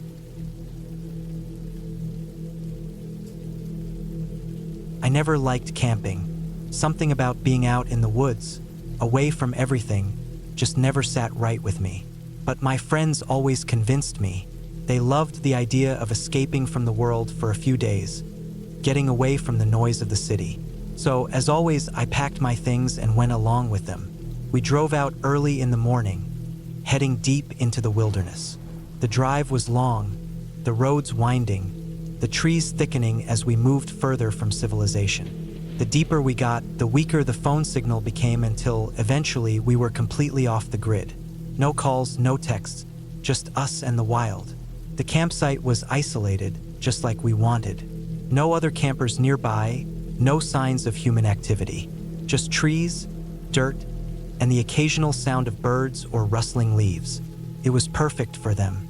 For me, it felt unsettling, but I kept that to myself. Setting up camp took time. We pitched our tents, gathered firewood, and got everything in place before the sun went down. The first night was uneventful. We sat around the fire, talking, drinking, laughing. I was even starting to enjoy it. But as the night wore on, the sounds of the forest became more noticeable. The occasional crack of branches in the distance, the rustle of leaves. Normal forest sounds, I told myself. Nothing to be worried about. By midnight, we were in our tents. I lay there, staring up at the dark fabric above me, listening. The others had already fallen asleep, but I couldn't. Something felt off. A strange silence had settled over the woods. No crickets, no wind, just stillness. And then something moved outside. It wasn't loud, just soft footsteps, slow, deliberate. Not an animal, not something random. It sounded like someone. My heart pounded. I held my breath, listening. The steps moved closer to the tent, stopping just outside. I could hear my own heartbeat in my ears. I waited, expecting something, anything, but nothing happened. After a while, the steps moved away, fading into the woods. I didn't sleep after that. The next morning, I told myself I imagined it. The lack of sleep, the unease, it was messing with me. But when I stepped out of the tent, I noticed something. Footprints, human footprints. They circled our campsite, leading into the woods. I called my friends over. They brushed it off, saying it was probably a hiker or something. But we were miles from any trails. We spent the day hiking, trying to shake off the weird feeling from the night before. By the time we got back, the sun was already dipping below the trees. The feeling of being watched hadn't left me. I kept glancing over my shoulder, convinced I'd see someone, but there was never anything there. That night, we built the fire bigger, trying to push the darkness back. It helped for a while. The flames crackled, casting flickering shadows against the trees. But as the night deepened, that same feeling returned, like something was just beyond the reach of the light, watching. I didn't sleep again. I lay there listening, waiting. Then the footsteps came back. Slow, careful. This time, they didn't stop outside the tent. They moved past, toward the fire. And then a sound. Something being moved, something shifting. I waited until I was sure it was gone, then unzipped my tent as quietly as I could. The fire had burned down to embers, but I could still see the logs we had stacked for the firewood. Some of them had been moved, not scattered like an animal would do, just moved, like someone had rearranged them. I backed into my tent, heart pounding, forcing myself to stay calm. I didn't wake the others. There was no point. They wouldn't believe me. Morning came and I was the first up. The others crawled out of their tents, yawning, stretching. I didn't say anything about what I'd seen, but when we looked around, we noticed something new, something worse. A single item from each of our bags was missing. Small things, a flashlight, pocket knife, pack of matches, just enough to make us question ourselves. Had we lost them, misplaced them? But we all knew the truth. Someone had been in our camp. We made the decision to leave. It wasn't up for debate. We packed up as fast as we could, shoving everything into our bags, barely speaking. We just wanted to get out. The hike back to the car felt longer than before. Every step, I expected to hear something behind us. But the woods stayed silent. Too silent. The kind of silence that makes you feel like you're not alone, like something is just waiting. When we finally reached the car, we threw our gear in and took off, the tires kicking up dirt as we sped down the road. No one spoke for a long time. There was nothing to say. We all knew what had happened. We all knew that someone had been out there with us, watching, waiting. That was the last time I ever went camping. I remember the last time I went camping alone. It was supposed to be a peaceful escape into the wilderness. Just me, my tent, and the quiet of nature. I had done this before, plenty of times, but something about this trip still lingers in my mind, even years later. The forest I chose was in the northern part of the state, a place with deep woods and almost no civilization nearby. The kind of place where cell service was non-existent and the only sounds you'd hear at night were the wind moving through the trees. That was exactly what I wanted. No distractions, no stress, just me and the wild. I drove for hours until I reached the parking lot at the entrance of the trail. My backpack was heavy with supplies: tent, sleeping bag, food, flashlight, a knife, and everything else I'd need for the next few days. I locked my car, adjusted my pack, and started hiking deeper into the woods. The trail was narrow, barely used, and overgrown in some places. I had to push through thick brush, my boots crunching over dead leaves and twigs. As I walked, I took in the earthy smell of the forest, the damp air, the sound of birds chirping in the distance. It felt good to be away from everything. After hiking for about 4 hours, I finally found a good spot, a small clearing surrounded by tall trees. It was far from the trail, hidden enough that I wouldn't be disturbed. I set down my pack, stretched my sore shoulders, and started setting up my tent. By the time everything was ready, the sun was starting to dip below the trees, casting long shadows across the forest floor. I built a small fire, cooked some food, and sat there, staring into the flames as the night settled in. The fire crackled, sending sparks into the air. The woods around me were silent, except for the occasional rustling of leaves as the wind picked up. I should have felt at peace, but something felt off. I told myself it was just the usual discomfort of being alone in the wilderness at night. I had felt it before on other trips, the slight unease, the heightened awareness. Out here, in the middle of nowhere, your brain plays tricks on you. Every little sound feels bigger. Every shadow looks like something lurking just out of sight. I ignored the feeling, finished my food, and crawled into my tent. I zipped it up, turned off my flashlight, and closed my eyes. I was exhausted from the long hike, and it didn't take long for sleep to take over.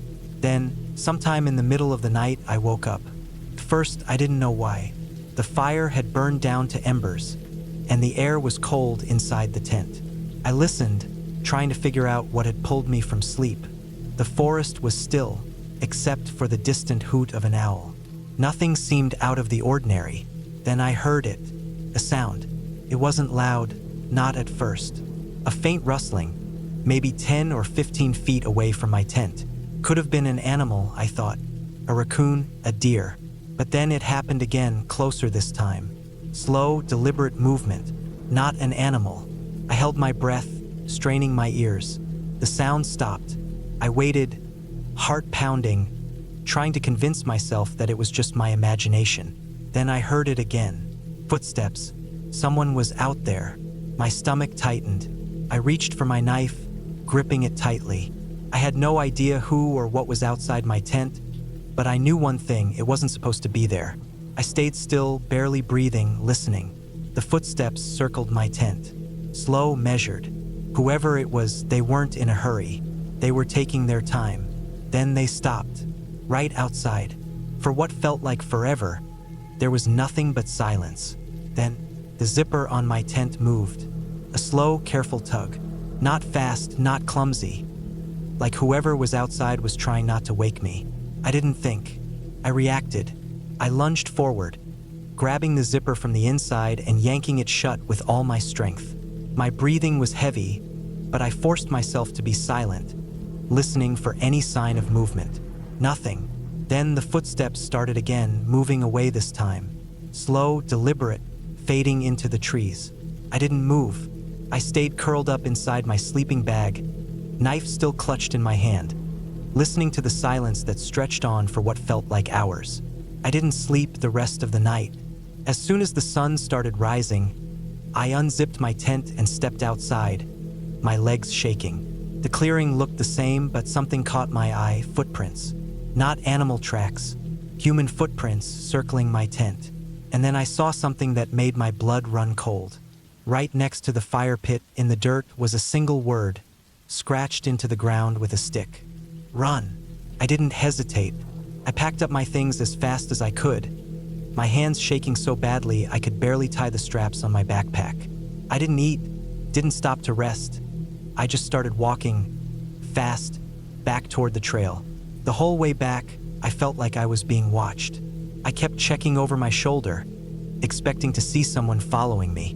But there was nothing, just the quiet, endless forest. Took me hours to get back to my car. When I finally saw it, sitting there in the empty parking lot, I nearly collapsed with relief. I threw my pack into the back seat, got in, locked the doors, and sped out of there without looking back. I never went camping alone again. I don't know who was out there that night or what they wanted, but I do know one thing: they weren't lost. They weren't just passing through. They knew I was there, and they wanted me to know that, too. I remember that trip like it was yesterday. We were deep in the woods, miles away from anything, just me and my two friends, Kevin and Matt. We had planned it for weeks, looking forward to a quiet weekend of camping, fishing, and just being away from everything. We weren't amateurs either. We had all the gear, enough food for days, and had done this plenty of times before. But nothing could have prepared us for what happened out there. We arrived at the trailhead early in the morning, parked the truck, and started hiking in. The trail was rough, barely a trail at all, more like a series of deer paths winding through dense trees. It was late fall, and the leaves were already turning, bright reds and oranges mixing with the evergreens. The air was crisp, and the forest smelled damp and earthy. Felt peaceful, felt right. It took us nearly 3 hours to reach the clearing we had picked out on the map. A small, flat area near a river, perfect for setting up camp. We pitched our tents, got a fire going, and settled in. It was the kind of place you dream about when you think of camping. Just us, the trees, and the sound of the water moving over rocks. The first day was uneventful. We fished for a while, caught enough to cook up for dinner, and just relaxed. As the sun set, we sat around the fire, talking about everything and nothing, just enjoying the silence that came between our words. It was the middle of the night when I first woke up. Something wasn't right. I don't know what made me open my eyes, but I just felt off. The fire had burned down to embers, casting a faint orange glow, and the woods were dead silent. No wind, no rustling leaves, not even the sound of the river, just silence. I lay there listening. I don't know for how long, but then I heard it. A crunch. Footsteps? Maybe. Something was moving just beyond the firelight. Slow, deliberate. I held my breath, straining to hear more. Another crunch. Then nothing. I wanted to wake the others, but I didn't. Maybe it was an animal. Maybe my mind was playing tricks on me. I forced myself to close my eyes, but I didn't really sleep after that. The next morning, everything seemed normal again. The sun was up, the birds were singing, and Kevin and Matt were already getting breakfast going. I told them about the noises, but they just shrugged it off. Probably a deer, Kevin said, or a raccoon. Maybe they were right. Maybe I was just on edge for no reason, but I couldn't shake the feeling. We spent most of the day hiking. The deeper we went into the forest, the stranger it felt. The trees were thicker here, the air somehow heavier. There was a stretch where we didn't hear a single sound. No birds, no squirrels, nothing. Just the crunch of our boots on the ground. Put us all on edge, but no one wanted to admit it. Then we found something. A campsite, or at least what was left of one. The tent was still there, collapsed, torn, and covered in dirt. There was a fire pit, long since cold, and scattered gear. Backpacks, sleeping bags, even a pot with old, dried-up food still inside. It looked abandoned, but it didn't look old. The gear wasn't rotting or broken down. Whoever had been here left in a hurry, and recently. Matt crouched down, picking up a backpack. He unzipped it, then let it drop. Shit! Inside were clothes, a phone, a wallet. The ID inside was for a guy named Daniel Carter. We just stood there, looking at each other, unsure what to do. It didn't make sense. If someone left, why would they leave all their stuff? Kevin pulled out his phone. No service. None of us had it out here. We should go back, Matt said. This doesn't feel right. But we didn't. Not right away. We tried to convince ourselves that maybe this guy just got lost or left for some reason. Maybe he'd come back. But the longer we stood there, the worse it felt. Eventually, we started back toward our campsite, walking faster than before. We didn't talk much. None of us wanted to admit how uneasy we were. That night, the feeling got worse. The woods were silent again. And then, sometime past midnight, I heard it again. Footsteps. Closer this time. Slow. Careful.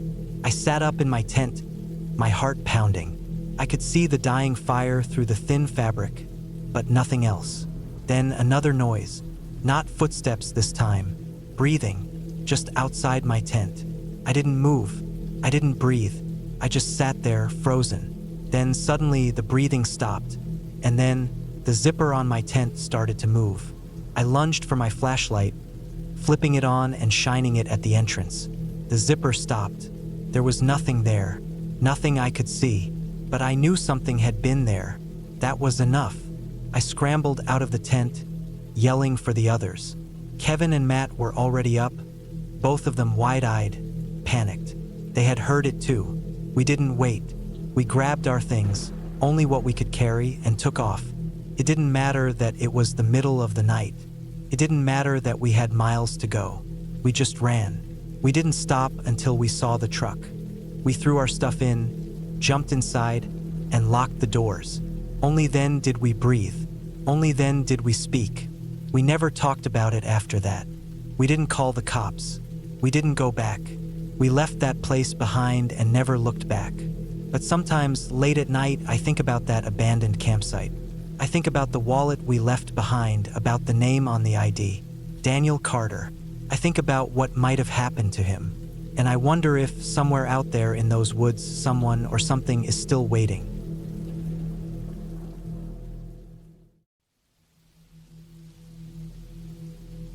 I needed a break from everything: work, traffic, the endless noise of the city. I had been feeling drained for months, so when I finally got a long weekend off, I decided to get away. A cabin in the woods sounded perfect. Somewhere quiet with no distractions. Just me, nature, and some time to clear my head. I found a place online. It was deep in the woods, far from any town. Exactly what I wanted. The listing described it as rustic but well-kept, with no Wi-Fi, barely any cell service, and no neighbors for miles. That sounded perfect to me. The owner sent me detailed directions since GPS wouldn't work that deep in the forest. I packed my bag with enough supplies for a few days and set out early Friday morning. The drive started out normal. Highways turned into back roads, then narrower roads surrounded by dense trees. Eventually, the pavement ended, and I was on a gravel road. Then the gravel turned to dirt. The deeper I went, the more isolated I felt. No houses, no gas stations, no sign of people. Just endless trees pressing in on either side of the road. I followed the instructions carefully, taking slow turns where the owner had warned me about unmarked paths. After what felt like hours, I spotted the cabin at the end of a barely visible trail. It was small, with dark wooden walls and a slanted roof. A wraparound porch creaked as I stepped onto it. The air was thick with the smell of damp earth and pine. Everything was silent. No birds, no rustling leaves, just a heavy stillness. I brushed it off and unlocked the door. Inside, the place was simple. A small kitchen, a living area with a fireplace, and a bedroom in the back. There was an old wooden table with 2 chairs, a couch facing the fireplace, and a dusty bookshelf in the corner. The windows were small, letting in only a little light. It wasn't fancy, but it was exactly what I wanted. I dropped my bag by the couch and walked around. The wooden floors creaked under my feet. There were a few old hunting photos on the walls, a couple of shelves with random books, and a fireplace stacked with wood. I checked my phone. No signal as expected. That was fine. I wasn't here to scroll through my phone anyway. I took a deep breath and sat down, letting the silence settle over me. As the sun set, the cabin grew colder. I started a fire in the fireplace and made a simple meal. The flames flickered, casting shadows across the walls. The quiet started to feel normal, even relaxing. I read for a while, then stretched out on the couch, listening to the crackling fire. For the first time in a long time, I felt calm. Then, late at night, I heard it. A soft noise outside. Faint, but distinct. Rustling leaves, like footsteps. I sat up, listening. The fire popped, but beyond that, everything was silent again. I told myself it was an animal. A deer, maybe, or a raccoon. But something about the sound made me uneasy. It had been steady, deliberate, not the random scurrying of a small creature. I shook my head and went to bed, locking the door behind me. In the middle of the night, I woke up suddenly. Something had pulled me from sleep, but I didn't know what. The fire had burned low, leaving the room dim. I held my breath, listening.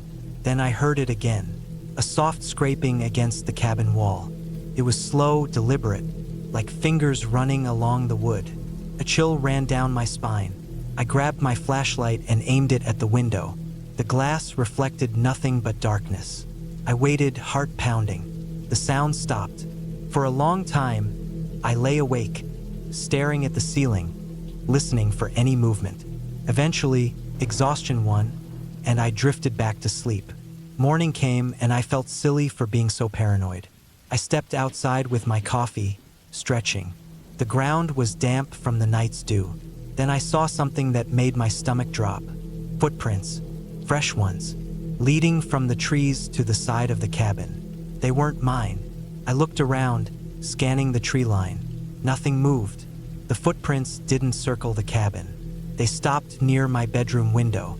My chest tightened. Someone had been standing there, watching. I went back inside and locked the door. My mind raced. There were no other cabins nearby, no roads leading past mine. Who would be out here? I checked my phone again. Still no service. I considered leaving, but I had paid for the full weekend, and it seemed ridiculous to run just because of some footprints. Maybe it was a hunter who had wandered too close. Maybe it was a prank. I forced myself to stay calm. The rest of the day was quiet. Too quiet. I stayed near the cabin, not wanting to go too deep into the woods. As the sun started to set, I double-checked the locks. I kept the fire going, wanting as much light as possible. I sat on the couch, listening. Then, just as I was about to relax, I heard it again. Tap. Light. Hesitant. Against the window. My stomach twisted. I turned my head slowly. The window was small. The glass fogged from the cold air inside. I couldn't see anything out there. Another tap. I didn't move. The tapping stopped. I stayed awake all night. Every creak, every shift of the fire made me jump. I didn't sleep. I barely blinked. When the first light of morning came, I had already decided. I packed my things in record time. I didn't care about the money I had spent. I was leaving. As I loaded my bag into the car, I looked back at the cabin one last time. That's when I saw it. The footprints from the night before, they were gone. But there were new ones, leading from the cabin back into the woods. Someone had been watching me all night. I didn't stay to find out who. I got in my car and drove, gripping the wheel so tight my knuckles turned white. The road felt longer this time, the trees pressing in on either side. I didn't stop until I was miles away. Even then, my hands were shaking. I don't know who was out there. I don't know what they wanted. But I know one thing, I will never go back to that cabin again.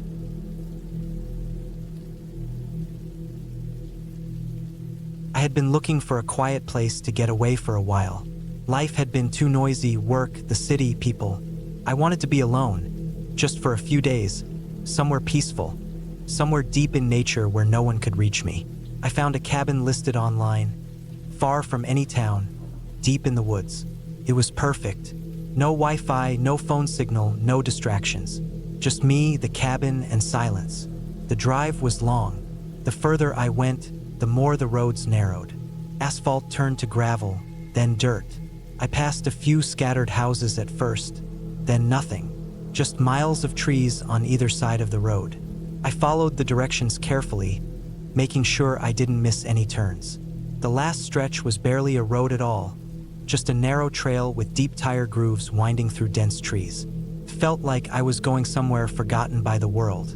When I finally reached the cabin, it was exactly as I had expected. Small, weathered, with a slanted roof and a porch that wrapped around the front.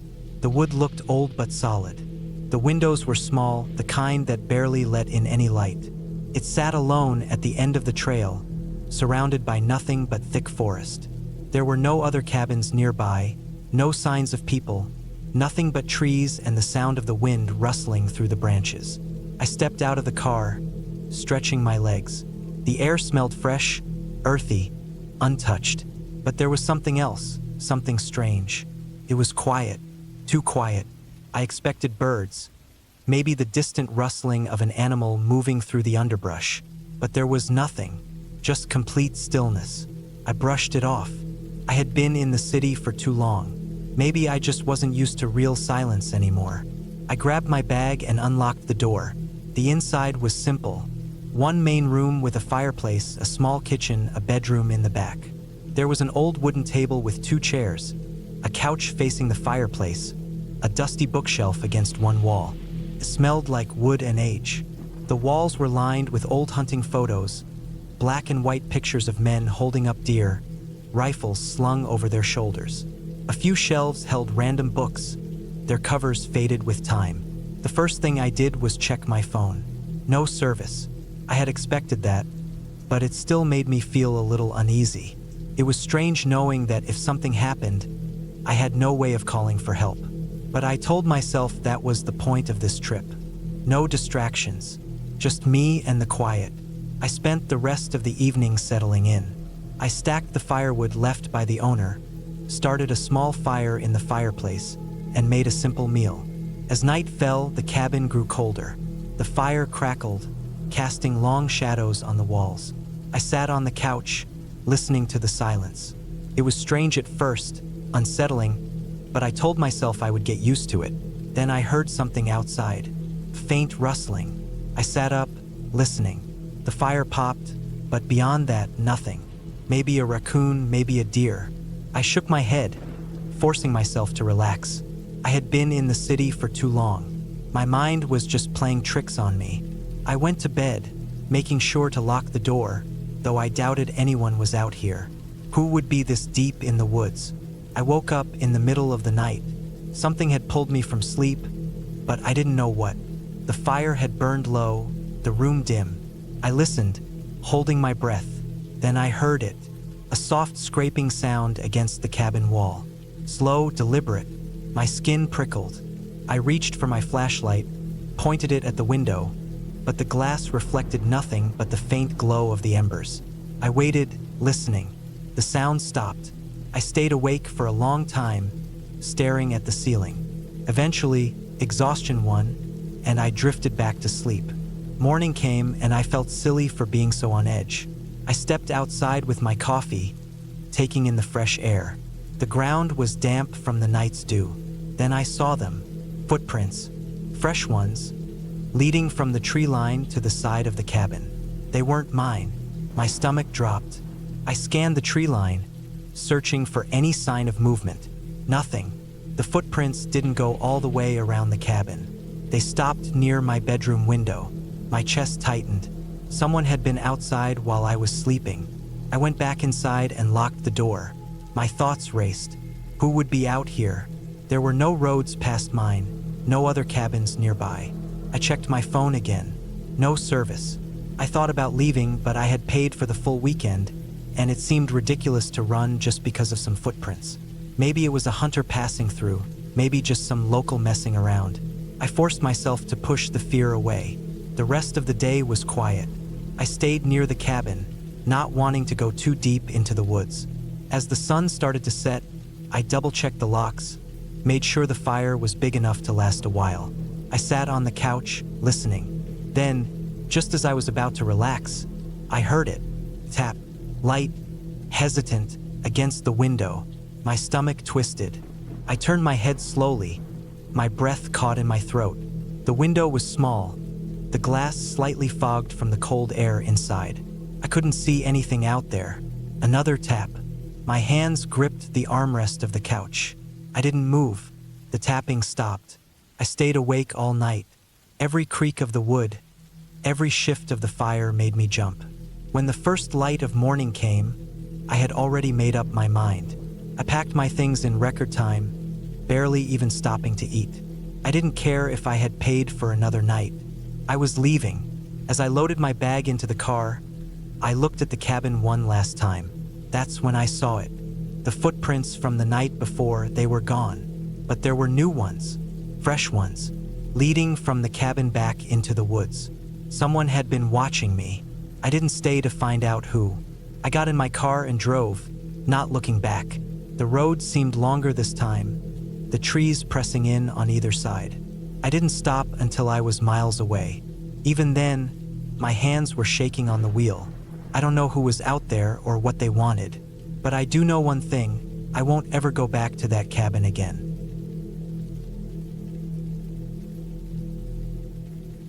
I have always enjoyed the solitude of the wilderness.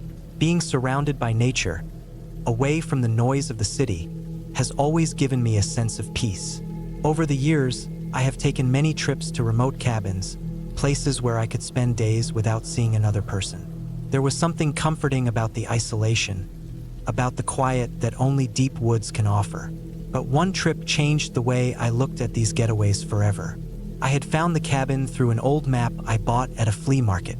It wasn't listed on any modern guidebooks, and I liked the idea of staying somewhere truly off the grid.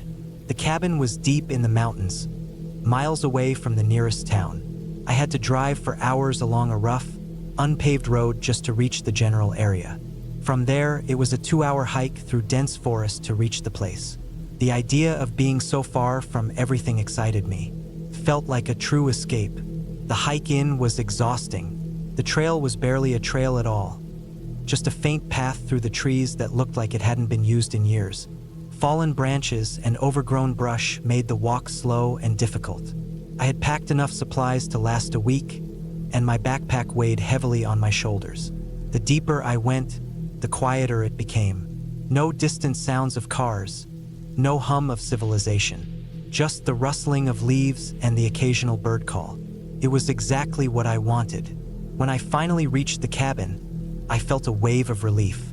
It was small, made of weathered logs, with a slanted roof covered in moss. It looked abandoned but still sturdy. The door was unlocked, creaking on rusted hinges when I pushed it open. Inside, dust covered everything. There was a small wooden table, a chair, and a narrow cot against the wall. A fireplace sat in one corner, filled with old ashes. Shelves lined the walls, holding rusted tools, a few empty cans, and a lantern. It wasn't much, but it was enough. I spent the first few hours cleaning up, unpacking my gear, and gathering firewood.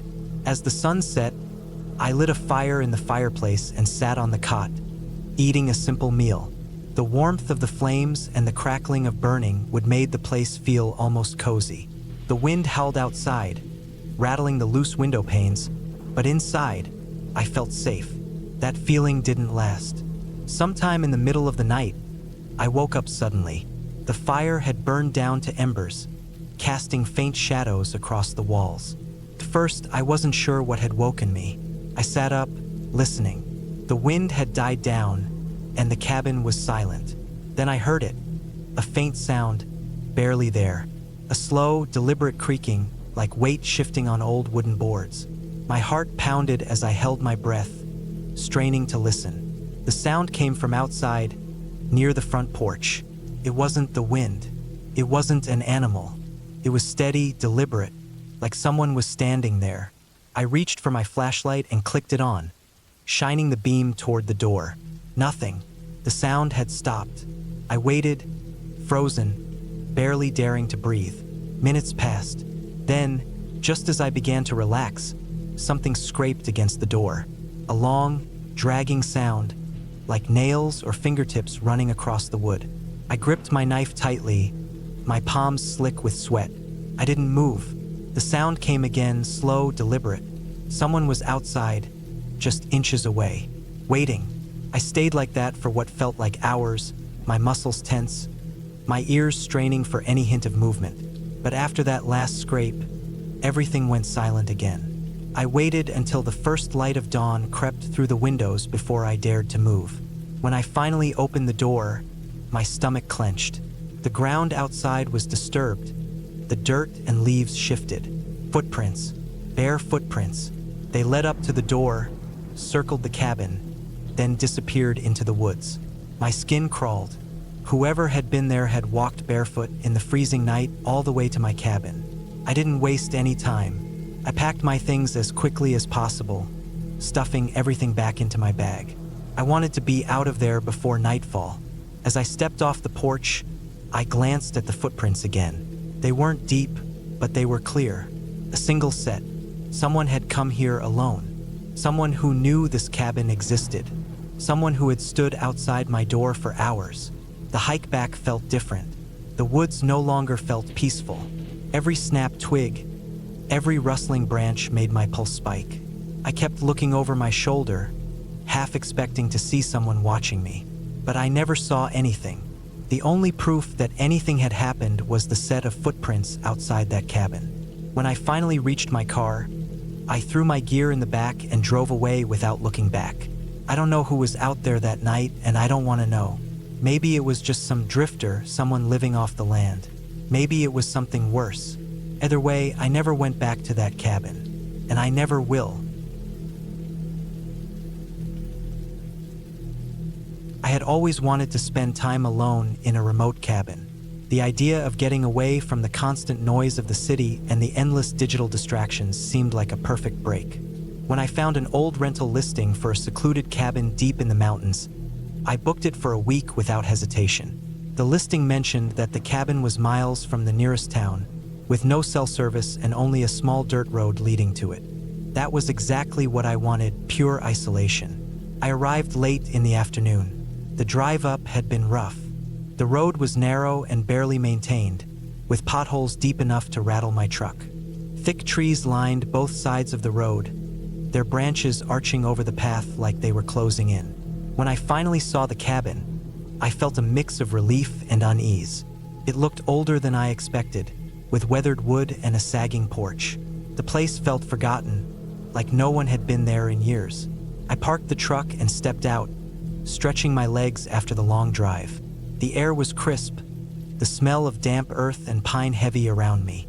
The only sounds were the wind through the trees and the distant rush of a river. It was eerily quiet. The cabin was small but functional.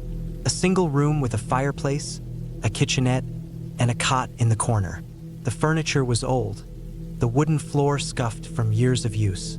A thick layer of dust covered everything. I found a cabinet with some basic supplies, canned food, matches, and a few old tools. The generator behind the cabin was still in working order, giving me enough power for the lights and a small heater. As night fell, I made a fire in the fireplace and settled in with a book. The wind outside had picked up, howling through the trees. Occasionally, I heard something creak outside, but I told myself it was just the wind or some animal passing through. The first night was uneventful, though I woke up a few times to the sound of something moving outside. I told myself it was just the wind shifting the trees. The second day, I decided to explore the area around the cabin. There was a narrow trail leading further into the woods, so I followed it for a while. After about a mile, I found the remains of an old wooden structure, barely standing. It looked like another cabin, but much older, long abandoned. The roof had caved in, and most of the walls had collapsed. I stepped inside cautiously. The floor was covered in debris, rotting wood, broken furniture, and old, rusted tools. Something about the place felt off. There were deep scratches on the remaining walls, like something had clawed at them. I found old cans and a rusted-out stove, signs that someone had lived here long ago, but there were no signs of why they left. I felt a sudden urge to leave.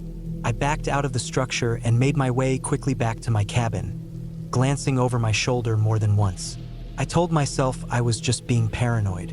That night, I couldn't shake the uneasy feeling. The wind had died down, but the silence was worse. It made every small noise stand out. The creak of the wooden beams, the occasional rustle outside. Then I heard something distinct. Footsteps, slow, deliberate. I held my breath, listening. They circled the cabin, pausing at the front porch. The old wooden planks creaked under the weight. I reached for the knife I had brought with me, gripping it tightly. The footsteps stopped. I waited, my heart pounding in my chest. Minutes passed. Nothing. I barely slept. Every time I closed my eyes, I thought I heard something outside. At first light, I stepped onto the porch. The ground was damp from the night air, and that's when I saw them, footprints in the mud. Not boot prints, bare feet. I scanned the tree line, but there was no sign of anyone. My gut told me to leave, but part of me wanted to believe it was just a hiker who had wandered too close. The third night, things escalated. I barricaded the door with a chair, just in case. Around midnight, I heard something again. This time, it wasn't just footsteps.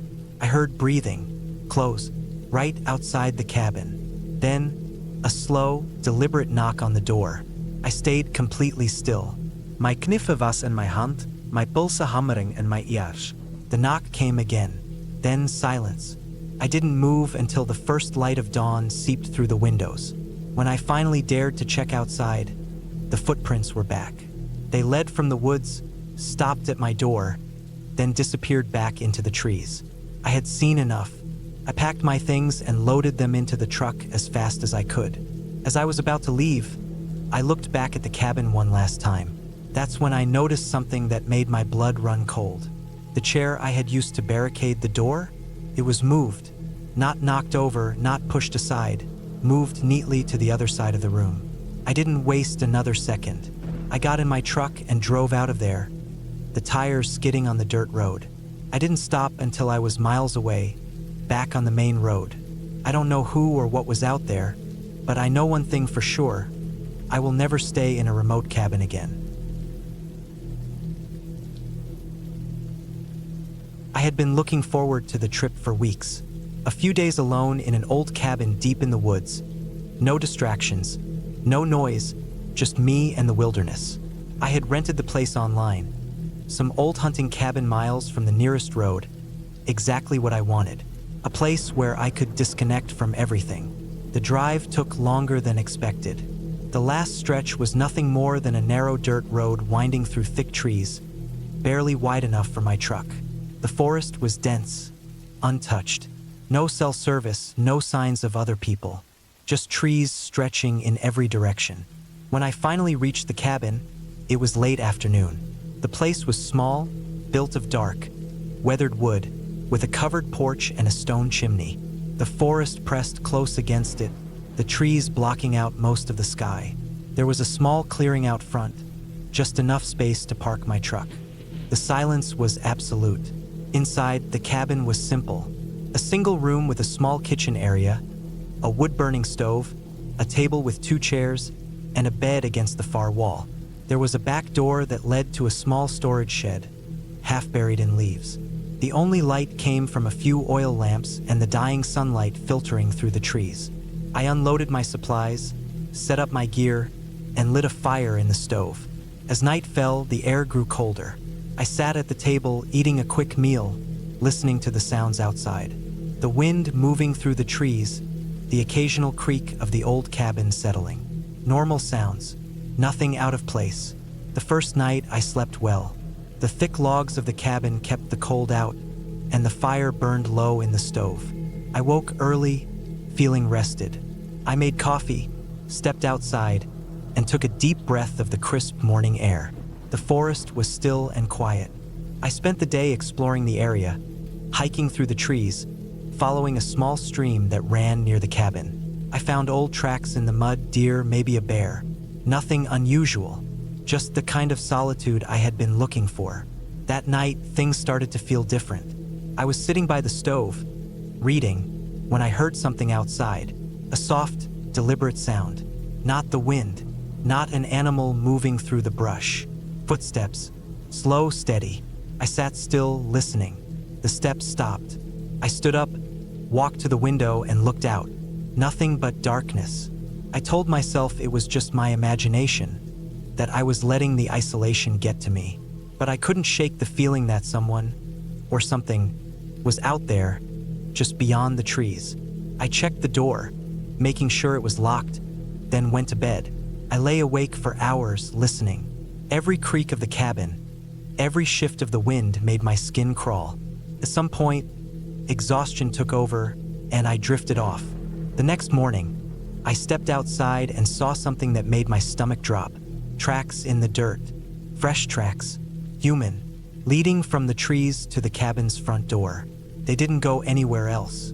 Just from the woods to the porch. Then they stopped. I stood there, staring at them, my breath fogging in the cold morning air.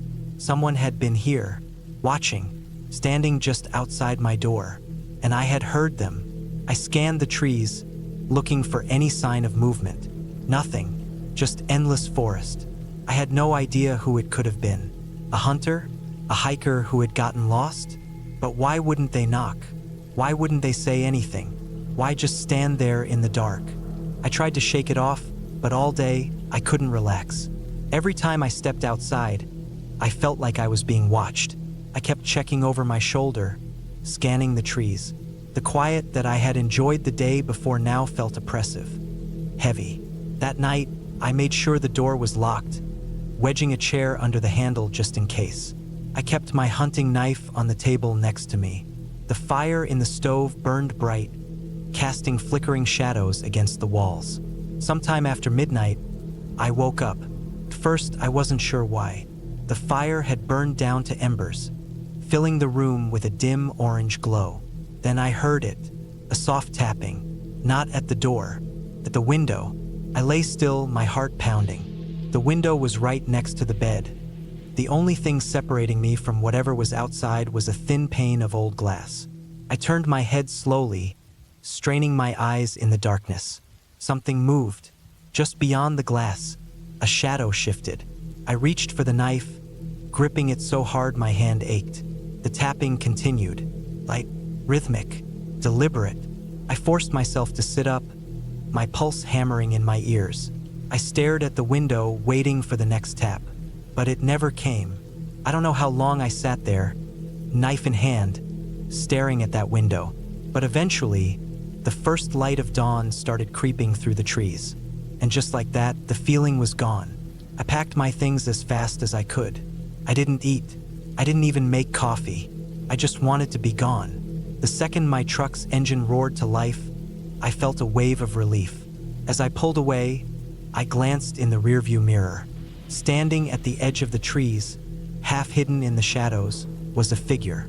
Still, watching. I didn't stop. I didn't look back again. I drove straight home and never spoke about it to anyone. I still don't know who or what was out there that night, and I don't want to. I had been looking forward to the weekend at the cabin for weeks. Life had been exhausting. Work stress, city noise, the constant pressure of daily responsibilities. I needed the solitude, a few days away from people, just me and the quiet. The cabin belonged to a friend of mine, an old hunting retreat deep in the woods.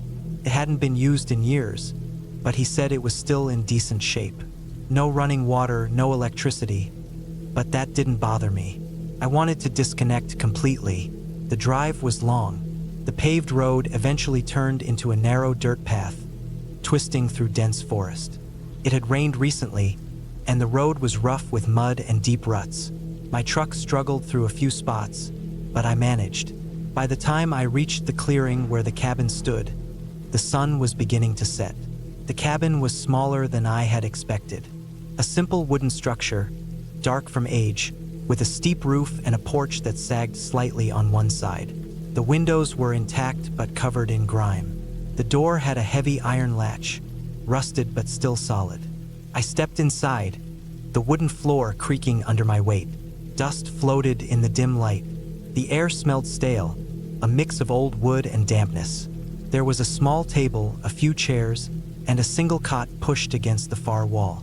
A stone fireplace dominated one side of the room, filled with ash and bits of charred wood. I spent the first hour cleaning up. I swept out dead leaves and cobwebs, checked the walls for leaks, made sure no animals had moved in. Everything seemed fine, isolated but fine. I set up my sleeping bag on the cot, unpacked my food and supplies, and got a small fire going in the fireplace. Outside, the forest was silent. No distant highway noise, no hum of electricity, just the occasional rustling of leaves in the wind. It was peaceful. I sat by the fire, ate a simple meal, and let the warmth relax me. Then I heard something, a soft sound just outside the cabin. A faint crunching of leaves, slow and deliberate. My body tensed. I turned my head toward the window, but the glass was too dirty to see through clearly. I waited, listening. The sound stopped. I told myself it was an animal, maybe a deer moving through the brush. But something about the slowness of the steps felt off. Eventually, I convinced myself it was nothing. I banked the fire, crawled into my sleeping bag, and closed my eyes. Sometime in the middle of the night, I woke up. The fire had died down, the cabin dimly lit by the last few glowing embers. And then I heard it again. Footsteps, right outside the cabin. I lay still, my heartbeat pounding in my ears. The steps were slow, careful, moving along the side of the cabin. I strained to hear, barely breathing. Then, the sound of something brushing against the wooden walls. Faint, dragging sound. Not an animal. I reached for the hatchet I had brought with me and gripped it tightly. The footsteps stopped near the front door. A long pause. Then, a slight rattle of the latch. I froze. Someone was out there, testing the door. My truck keys were on the table, too far away to reach without making noise. I stayed still, barely daring to breathe. After a moment, the latch stopped moving. The footsteps continued around the cabin, then faded into the woods. I didn't sleep for the rest of the night. I sat by the fire with my hatchet in hand, every creak of the cabin sending shivers up my spine. At first light, I stepped outside, scanning the clearing. Nothing. No tracks, no signs of anyone. I walked the perimeter of the cabin, looking for anything unusual. Near the back wall, I found something that made my stomach tighten. A single, deep scratch in the wood, like something had been dragged across it. I packed up immediately. I didn't care about breakfast. I threw my gear into the truck and started the engine, my hands shaking as I gripped the wheel. The drive back felt longer than before. I kept checking the rearview mirror, half expecting to see something in the trees behind me. But I never did. When I finally reached the main road, I let out a breath I hadn't realized I was holding. I drove straight home, not stopping until I was safely inside my apartment.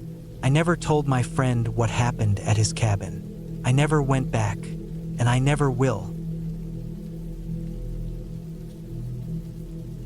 I had been looking forward to the trip for months. A week alone in a remote cabin sounded like exactly what I needed. No phone calls, no emails, no responsibilities. Just me, nature, and the quiet. It wasn't my first time staying in a cabin, but it was the most isolated one I had ever chosen.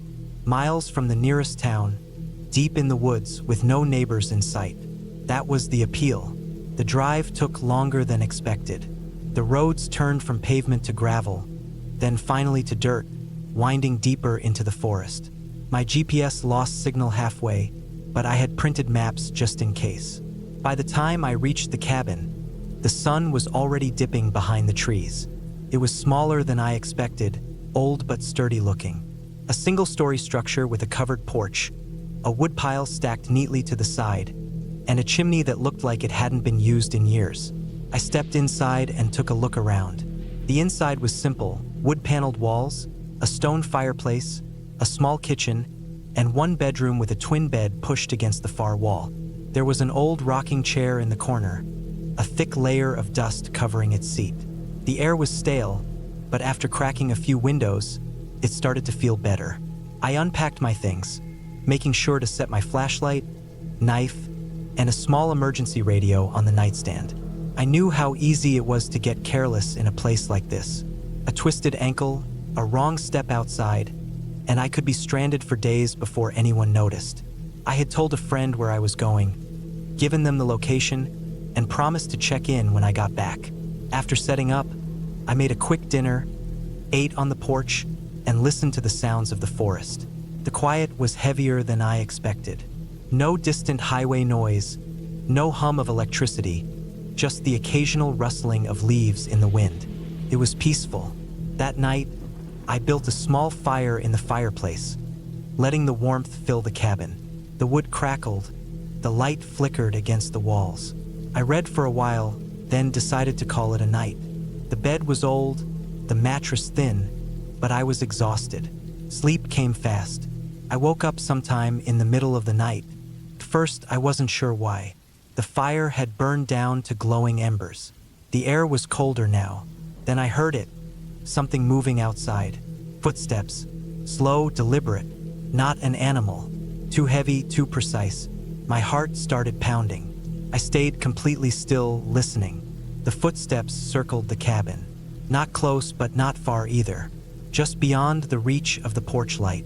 The crunch of leaves, the snap of a twig. They stopped for a while, then started again. I gripped the knife beside me, barely breathing. Minutes passed, maybe longer. Then the footsteps moved away, fading into the woods. I waited, my body tense, until I couldn't hear anything but the wind. Eventually, exhaustion took over, and I drifted into uneasy sleep. Morning came with a strange sense of relief. Sunlight filtered through the trees, and the forest felt normal again. I stepped outside and looked around. Nothing seemed out of place. No tracks, no signs that anyone had been there. Maybe I had imagined it. Maybe the isolation was getting to me faster than I expected. I spent the day exploring the area, hiking a few miles out, making sure I knew my surroundings. The woods were dense, the paths barely visible. Every so often, I would stop and listen, making sure I wasn't being followed. I told myself I was being paranoid. That night, I kept the fire burning longer, making sure the room stayed warm. Sleep came easier this time, but the footsteps came back. They were closer now, slower.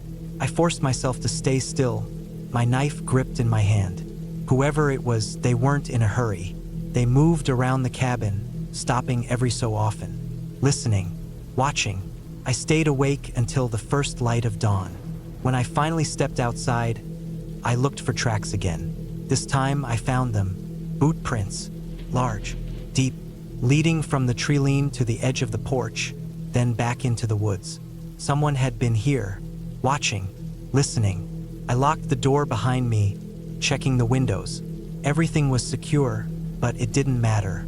Someone had been outside all night, and I had no way of knowing if they would come back. I decided to leave early. I packed my things, checked my maps, and got ready to hike back to my car. But as I stepped onto the porch, I saw something that made my stomach drop. A single boot print, right at the foot of the steps, facing the door. I hadn't heard them approach. They had been standing there, just feet away from where I slept, watching, waiting. I didn't waste another second. I left everything but my essentials moving fast through the trees. Every so often, I looked back, expecting to see someone following, but there was nothing. I reached my car, breathless, hands shaking as I fumbled with the keys. The moment the engine roared to life, I tore down the dirt road, not looking back. I never told anyone what happened. I never went back. The cabin is still there, probably just as I left it. But I know I wasn't alone that night. Someone had been watching me, and they had been waiting. I had been looking forward to this trip for months. Work had drained me, and I needed some time away from everything. No emails, no phone calls, no people. Just me, the quiet, and a cabin deep in the woods. I had found it online, a small old place sitting near the base of a mountain, surrounded by thick forest. It was isolated, exactly what I wanted. The drive was long, taking me through miles of empty roads. As I got closer, the road turned into a narrow dirt path winding through dense trees. The deeper I went, the more it felt like I was leaving civilization behind. By the time I reached the cabin, it was late afternoon, the sun already dipping behind the mountains. The place looked just like the pictures, old but sturdy. A single-story structure with a slanted roof, a small porch, and a chimney sticking out one side. The forest pressed in close, thick and dark, almost too close. I parked my truck, grabbed my bags, and headed inside. The cabin smelled like wood and dust. It had a single bedroom, a small kitchen, and a living area with an old fireplace. There was no electricity, only gas lamps and a wood stove. That was fine, I had planned for that. I set my supplies down, checked the doors and windows, then started a fire in the stove. As the cabin warmed up, I felt the tension in my shoulders ease. After eating a simple meal, I stepped outside to take in the quiet. The air was crisp. The only sounds were the wind through the trees and the occasional rustling of leaves. But something felt off. I couldn't put my finger on it. The forest was too still, too silent. It wasn't normal. There should have been the sounds of birds, the distant calls of animals. But there was nothing, just an unnatural quiet pressing in from all sides. I shook it off and went back inside, locking the door behind me. I read for a while by lantern light, then turned in for the night. Sleep came fast, but it didn't last. Something woke me up. A noise, faint but distinct. I lay still, heart pounding, listening. It had been a soft scrape, like something moving outside against the wooden walls. Then silence. I told myself it was just an animal, maybe a raccoon or a deer brushing against the cabin. But I couldn't shake the feeling that something was watching me. I stayed awake for a long time before exhaustion finally pulled me under. The next morning, I stepped outside and froze. There were tracks in the dirt, Not animal tracks, human footprints. They circled the cabin, stopping at the windows, the door.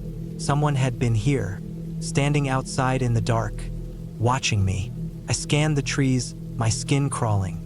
The tracks led back into the woods, disappearing into the undergrowth. I had seen no other cabins, no roads leading here. Whoever it was, they had come a long way just to stand outside my cabin in the night. I forced myself to stay calm. Maybe it was a hiker who got lost. Maybe they had been looking for shelter. But if that was the case, why hadn't they knocked? Why just stand there? I spent the day gathering wood, checking the area, making sure everything was in place. But that feeling of being watched never left. As the sun set, I double-checked the locks and loaded the old hunting rifle I had brought with me, just in case. That night, it happened again. I woke up to the same sound, a slow, dragging scrape against the cabin wall, then a soft tap at the window. My blood turned to ice. I stayed completely still, barely breathing. Minutes passed, then an hour. I didn't dare move. Finally, the sound stopped. At dawn, I checked outside again. More footprints. More evidence that someone had been there, circling, watching. I couldn't stay here. I packed my things, loaded up the truck, and left. As I drove away, I looked in the rearview mirror, half expecting to see someone standing at the tree line, watching me leave. But there was nothing, just the empty forest and the fading outline of the cabin. I never found out who it was, and I don't want to know. I had been looking forward to this trip for weeks. A cabin deep in the woods, far away from everything. No emails, no calls, no responsibilities, just silence and solitude. I found the listing online, a small rental tucked away in a forested area about a 3-hour drive from the nearest town. The pictures made it look perfect. A cozy wooden structure, surrounded by thick trees, with a small lake nearby. The owner's description mentioned it was off-grid, meaning no electricity or running water. But that didn't bother me. I wanted the isolation. The drive out was peaceful. Once I left the main highway, I followed a winding road through dense forest, the kind of place where you rarely see another car. The directions the owner had given me were precise, and soon I turned onto an unpaved road, barely wide enough for my vehicle. It was rough, with deep grooves and rocks, forcing me to go slow. Eventually, I reached the clearing where the cabin stood. It was just like the pictures, maybe even better. A simple log cabin with a front porch, surrounded by towering pines. The lake was visible through the trees, its surface smooth and untouched. No neighbors, no roads, no signs of people. I stepped out of the car and took a deep breath. The air was fresh, the kind of crisp scent that only exists far from the city. The inside of the cabin was small but comfortable. A single room with a bed, a small table, a wood stove, and a few shelves with basic supplies. A stack of firewood was neatly piled against one wall. I had brought my own supplies, canned food, water, a flashlight, and extra batteries. There was a small outhouse behind the cabin, just a wooden structure over a pit. Everything felt perfect. I spent the first few hours settling in, unpacking, and gathering extra firewood. As evening came, I started a fire in the stove and made a simple meal. Outside, the forest grew darker, the trees blending into a wall of black. I sat on the porch for a while, listening. The sounds of the woods were different from the city. No distant traffic, no voices, just the occasional rustle of leaves, the hoot of an owl, and the soft lapping of water against the shore. It wasn't until I went back inside that I noticed something strange. The door didn't lock properly. There was a latch, but it seemed flimsy, like it had been repaired multiple times. I tested it a few times, making sure it would hold. It wasn't great, but I figured it was fine. Who else would be out here? That night, I woke up suddenly. I wasn't sure why. The fire in the stove had burned down to embers, casting a faint orange glow. Everything was silent, too silent. I sat up, listening. Then I heard it. Footsteps outside, slow and deliberate, moving around the cabin. My pulse pounded in my ears. I told myself it was an animal, maybe a deer, but deep down I knew better. These were human footsteps, steady, purposeful. I stayed completely still, barely breathing. The steps circled the cabin, then stopped near the front porch. My mind raced. The door, the weak latch. Minutes passed. Then, finally, the footsteps moved away, fading into the forest. I stayed awake for hours, waiting, listening, but they didn't return. Eventually, exhaustion took over, and I drifted into uneasy sleep. Morning brought a sense of relief. The sun filtered through the trees, casting long shadows across the forest floor. I stepped outside, my breath visible in the cool air. Everything looked normal. No signs of disturbance, no footprints. Had I imagined it? I spent the day exploring, hiking along the lake's edge, trying to shake the unease. But I couldn't stop thinking about the footsteps. Maybe it was just a hunter passing through. Maybe I was overreacting. By evening, I felt calmer. I made dinner, read for a while by flashlight, then crawled into bed. The second night was worse. I woke up to a noise. Not footsteps this time. Something scraping against the wood. A slow, deliberate sound, like someone dragging their fingers along the cabin's wall. My stomach twisted.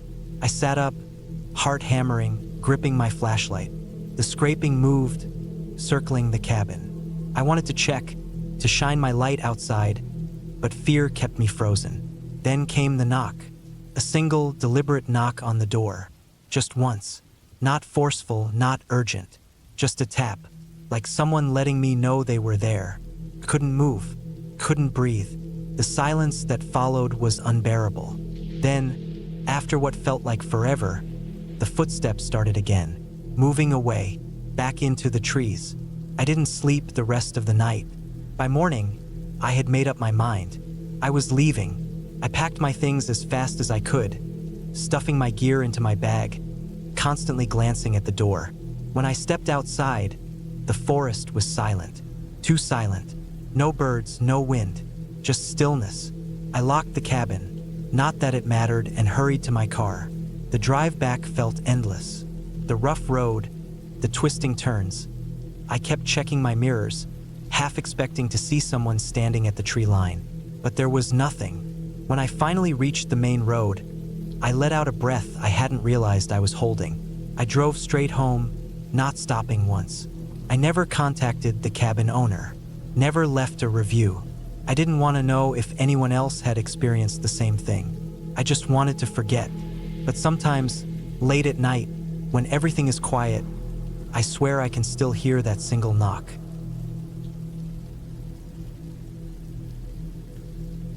I had been planning this cabin trip for weeks. The idea was simple: get away from the noise of everyday life, clear my head, and spend a few nights alone in the wilderness. I picked a remote cabin deep in the woods, far from the usual tourist spots. I wanted complete isolation, just me and nature. I packed all the essentials: food, water, flashlight, knife, and a small axe. I even brought a notebook, thinking I might jot down some thoughts while sitting by the fireplace at night. The drive to the cabin was tougher than I expected. The narrow dirt road leading up to it was barely visible under fallen leaves and overgrown bushes. It had been years since anyone had stayed there, and it showed. The wooden structure looked aged but sturdy, with a slanted roof covered in moss. The windows were coated in a layer of dust, and the porch creaked under my weight as I stepped up to the front door. I unlocked the door and stepped inside. The air was stale, carrying the scent of damp wood and old fabric. A single-room layout greeted me.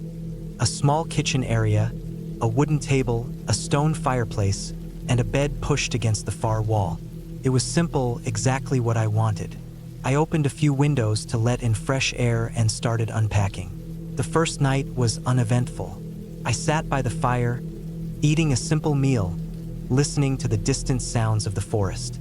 Occasionally, a gust of wind would rattle the branches outside, but it was peaceful. I went to bed early, letting the quiet surround me. The second day, I explored the area around the cabin. There was a small trail behind it, leading deeper into the woods. I followed it for a while, stepping carefully over fallen branches and damp earth. I found an old hunting blind, half collapsed and covered in vines. It looked like it hadn't been used in years. The deeper I went, the quieter it became. I felt a strange sense of unease, like I was being watched. The thought stuck with me as I turned back toward the cabin. That night, as I sat by the fire, I had the strange feeling that I wasn't alone. I kept looking toward the windows, expecting to see movement in the darkness beyond. The woods seemed different at night. Shadows stretched in unnatural ways. Tree branches swayed even when there was no wind. But I told myself it was just my imagination. Then, in the middle of the night, I woke up suddenly. At first, I didn't know what had disturbed me. The fire had burned down to glowing embers, casting a faint red light across the cabin. I listened, straining to hear beyond the normal creaks of the wooden walls. Then I caught its soft, deliberate footsteps just outside the cabin. My heart pounded. I lay completely still, barely breathing. The footsteps stopped near the porch. It wasn't an animal. Animals move erratically, but this was different. This was controlled, purposeful. Someone was out there. I reached for my knife, gripping it tightly. The wooden floor was cold beneath my bare feet as I slowly stood up. The footsteps started again, moving along the side of the cabin. My breath was shallow, my body tense. I stepped toward the door, pressing my ear against it. The footsteps stopped again, right outside the entrance. I stared at the thin wooden barrier separating me from whoever or whatever was on the other side. I wanted to open it, to look, but my instincts screamed at me to stay still. Minutes passed. The silence was unbearable. Then, just as suddenly as they had come, the footsteps moved away, disappearing into the woods.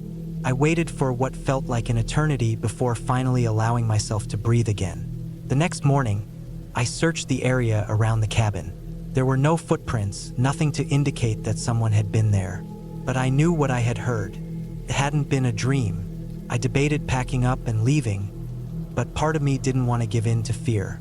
I told myself that if something had wanted to harm me, it would have done so last night. I convinced myself to stay one more night. That day, I stuck close to the cabin, keeping my knife within reach at all times. As the sun began to set, I built a larger fire than usual, hoping it would keep whatever was out there at bay. I sat with my back against the wall, my ears tuned to every sound. It happened again that night. The footsteps returned, circling the cabin just like before. But this time, they didn't stop at the entrance. They moved closer to the windows, then back toward the trees. I could hear slow, deliberate breathing, deep, steady inhales and exhales. I gripped my knife, my pulse hammering in my ears. I knew I couldn't stay another night. As soon as the first light of dawn touched the trees, I packed up as quickly as I could. I didn't even bother eating breakfast. I just wanted to get out of there. The drive back felt longer than it had on the way in. Every sound made me jump. Every rustling branch sent a wave of fear through me. I kept checking my rearview mirror, half expecting to see someone following me. But I never did. When I finally reached home, I locked the doors behind me and sat in silence. I never went back to that cabin. I never even told anyone the full story. But sometimes, late at night, I still hear those footsteps in my mind. Slow, deliberate, unmistakably human. And I know, without a doubt, that I was not alone in those woods. I had been planning this trip for months. A solo trip to a remote cabin deep in the woods, far from civilization, away from everything. I wanted complete solitude, just me, the trees, and the quiet. I had rented a small hunting cabin, miles away from any roads or towns. It was old but sturdy, with a wood-burning stove, a small bed, and a storage area for supplies. No electricity, no running water, just the basics. The drive to the closest parking area was long, miles of winding dirt roads. I parked in a clearing, locked up my truck, and checked my pack. I had all my gear, food, water, warm clothing, a rifle, and enough supplies for a week. The hike to the cabin was about 5 miles through dense forest, with no marked trails. I had a map and compass, but I had studied the area enough to navigate without much trouble. The first few miles were peaceful.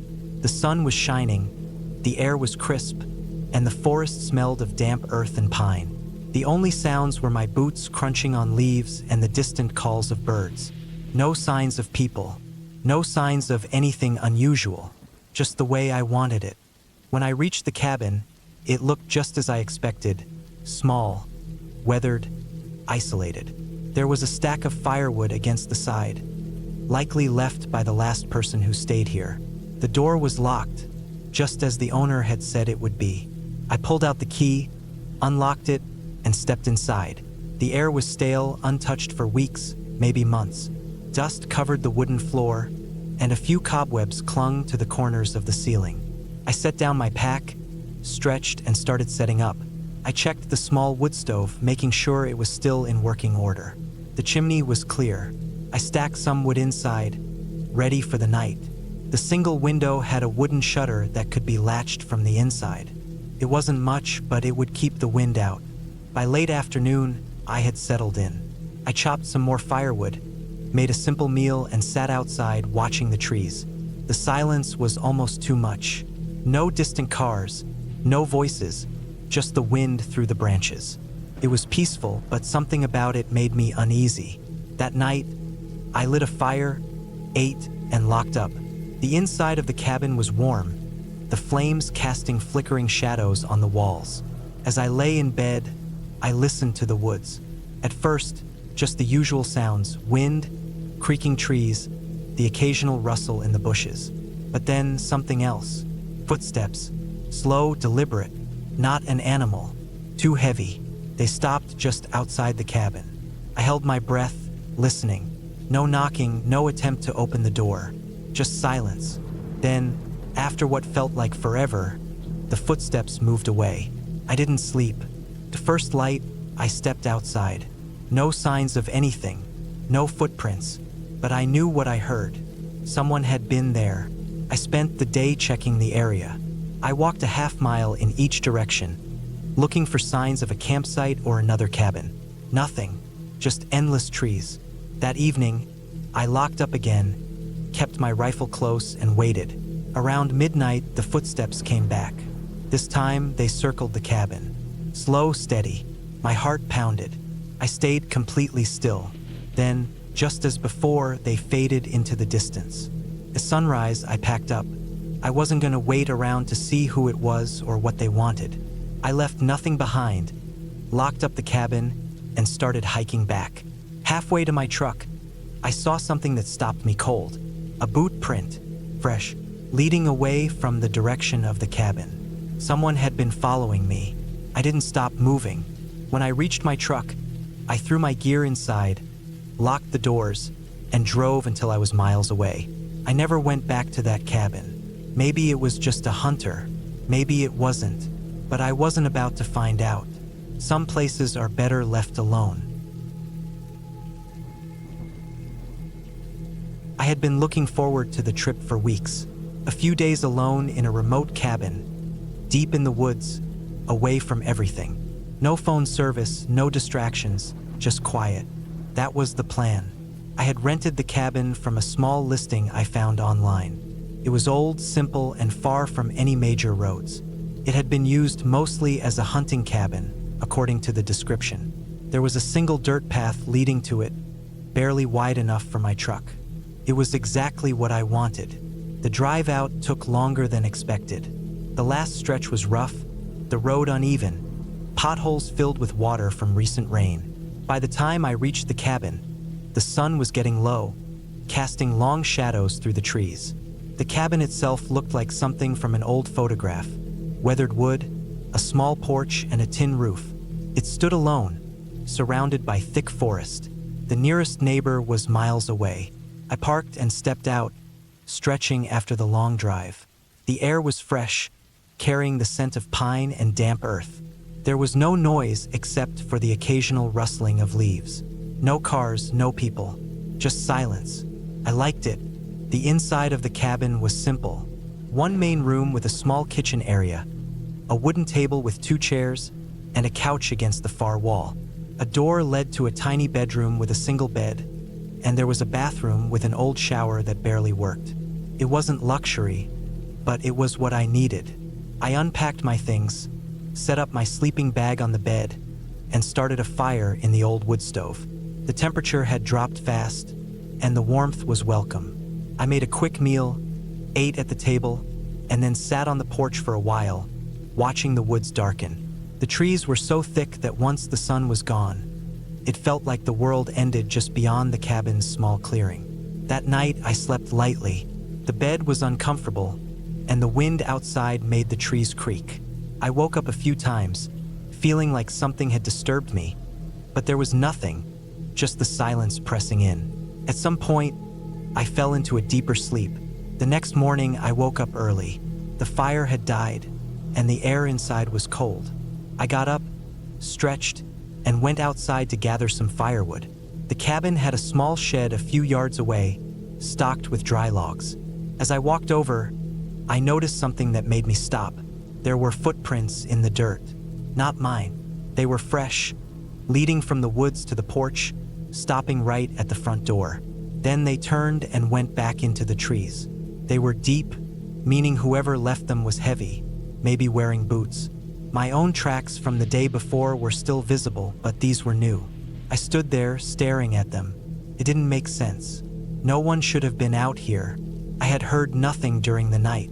The forest was dense, the undergrowth thick. It wasn't the kind of place you just wandered through by accident. I shook off the uneasy feeling, telling myself it was probably an old hunter passing through. Maybe they saw the cabin, got curious, and left. That made sense. Still, I felt unsettled. I brought the firewood inside, lit the stove again, and made some coffee. The warmth helped, but the thought of those footprints stuck with me. I spent most of the day hiking around the area, exploring a little. The woods were dense, but I found an old overgrown trail that seemed to lead somewhere deeper. I followed it for a while before turning back, not wanting to go too far from the cabin. By the time I got back, the sun was already starting to set. I cooked a quick meal, ate, and then sat by the fire, listening to the wood crackle. Outside, the woods had gone silent again. It wasn't the peaceful kind of silence, it felt different, heavy, like something was out there, just beyond the tree line. That night, I woke up again, but this time I knew why. There was a sound outside. Slow, steady footsteps, moving around the cabin. I froze, my heart pounding. The footsteps weren't hurried, not like an animal moving through the underbrush. They were deliberate, careful. They stopped near the porch. Then silence. I reached for the flashlight next to my bed, gripping it tightly. I listened, waiting. Minutes passed. Nothing. I told myself it was just my imagination, that the silence was messing with my mind. But I knew that wasn't true. Someone had been outside. Morning couldn't come fast enough. When it did, I went outside immediately, scanning the ground. The footprints were there again, fresh. They circled the cabin this time. Whoever it was had walked around it, stopping at the windows, the door, watching. I decided to leave. Whatever peaceful trip I had planned was over. I packed quickly, throwing everything into my bag. I didn't bother with breakfast. As I loaded my things into the truck, I glanced back at the woods. Nothing moved, but I felt something there, watching. The drive back was tense. Every time I glanced in the mirror, I expected to see someone step out of the trees. But there was nothing, just the empty road stretching ahead. When I finally reached town, I pulled into a gas station and sat there for a long time, gripping the steering wheel. The silence of that forest, those slow, deliberate footsteps in the night, I couldn't shake it. I never went back to that cabin. I never even tried to find out who had been there. Some things, I think, are better left unknown. I needed a break from everything. Work, the noise of the city, the constant rush of life. So, I rented a cabin deep in the woods for a week. It was supposed to be peaceful, quiet, a place where I could clear my head. I had been to remote cabins before, but never one this isolated. That was part of the appeal. The drive took almost 5 hours. The last stretch was a narrow dirt road, barely wide enough for my car. Trees lined both sides, thick and tall, blocking most of the sunlight. The cabin was small but sturdy, made of dark wood with a slanted roof. It had a small front porch, a single window facing the woods, and a door that looked like it hadn't been opened in a long time. I parked my car a few feet away, grabbed my bag, and went inside. The air smelled of dust and old wood. There was a small kitchen, a single bed, a fireplace, and a wooden table with a chair. It was simple, but that was all I needed. I dropped my bag on the floor and started unpacking. By the time I finished, the sun was already setting. The forest outside grew darker, the trees turning into black shapes against the dimming sky. I lit a fire in the fireplace and sat down, listening to the quiet. No cars, no voices, just the sound of the wind moving through the trees. It felt good to be away from everything. At some point, I heard something outside, a rustling sound, like someone or something moving through the trees. I figured it was an animal, maybe a deer or a fox. I ignored it and went back to staring at the fire. But the noise didn't stop. It was slow, steady, circling the cabin. I held my breath, listening. After a while, the sound faded. I told myself it was nothing. The woods were full of animals. There was no reason to be afraid. Still, I made sure the door was locked before going to bed. I woke up in the middle of the night. The fire had burned down to embers, casting a faint red glow across the room. Something felt off. I stayed still, listening. Then I heard it, a soft creaking sound, like weight shifting on the wooden porch. My heart started pounding. I reached for the flashlight next to my bed, but I didn't turn it on. I just lay there waiting. The sound came again, slow, deliberate. Someone was out there. I wanted to get up, to check the window, but I couldn't move. I just listened. The creaking stopped. Then, a soft scraping sound against the wood, like fingers running over the surface of the door. I gripped the flashlight so tight my hand hurt. My mind raced. Who would be out here? The nearest town was miles away. I hadn't seen another person since I arrived. The scraping stopped. Silence. I waited, barely breathing. Minutes passed. Then, finally, I heard footsteps moving away from the cabin. Slow at first, then faster, disappearing into the woods. I didn't sleep after that. I lay awake, listening, waiting for the sound to return. Didn't. When the sun finally rose, I got up and checked outside. There were no footprints on the porch, no signs that anyone had been there, but I knew what I heard. I spent the day trying to shake the feeling that someone had been watching me. I kept looking out the window, expecting to see something in the trees. Nothing, just the endless stretch of forest. That night, I locked the door and kept the flashlight in my hand. I didn't light a fire. I wanted to be able to hear everything. Hours passed. Then, just like the night before, I heard it again. The soft creaking of the porch. The slow scrape of fingers against wood. I didn't move. I just gripped the flashlight, heart pounding. The sound lasted longer this time. Whoever it was, they weren't leaving. Then, a new sound. The doorknob rattling. Not hard, not enough to break it, just testing. My breath caught in my throat. The rattling stopped. Silence. Then a whisper. Too low to understand. Just a breath of sound against the wood. I stayed frozen, every muscle in my body locked. After what felt like hours, the sound stopped. The footsteps retreated again, disappearing into the woods. I didn't wait for morning. I grabbed my bag, threw open the door, and ran to my car. I drove away as fast as I could, not stopping until I was miles away from that place. I never went back. I don't know who or what was out there. I don't want to know, but I do know one thing. I wasn't alone in that cabin. I had always wanted to spend some time alone in a cabin, away from everything. Life had been stressful and I needed a break. A friend of mine had mentioned an old family-owned cabin deep in the woods that wasn't used anymore. He told me I could stay there for a few days if I wanted. It wasn't anything fancy, but it had electricity, running water, and enough supplies to last a while. It seemed perfect. The drive was long.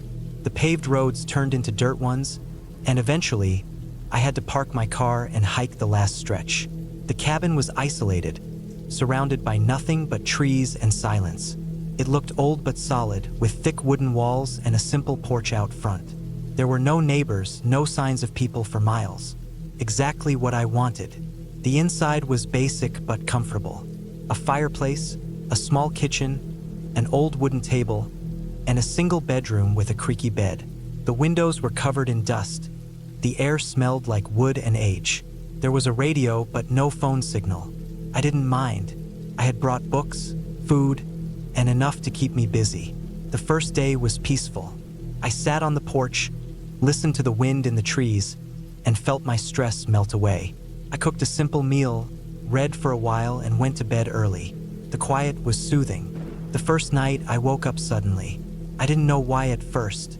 Then I heard something outside. It wasn't loud, just a faint crunching sound, like footsteps on dry leaves. I stayed still, listening. Could have been an animal. A deer, maybe. I turned over, tried to ignore it, and eventually fell back asleep. The next morning, I found footprints near the porch. Not animal tracks. Human. They weren't mine. They circled the cabin, stopping just below the windows. My stomach tightened. There was no reason for anyone to be out here. The cabin was miles away from any main road, and I hadn't seen a single person on the way in. I told myself it was old. Maybe someone had been here before, maybe a hunter or hiker. The ground was dry, the prints could have been from days ago, but they looked fresh. I spent the day exploring the area, trying to shake the unease. The woods were dense, stretching endlessly in every direction. I found an old shed behind the cabin, mostly empty except for rusted tools and a pile of firewood. Nothing unusual. Still, I couldn't shake the feeling of being watched. Every now and then, I'd catch movement in the trees. Just shadows, I told myself.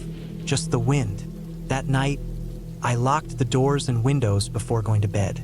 I kept the fire low, listened to the crackling, and tried to push my thoughts away. But I couldn't sleep.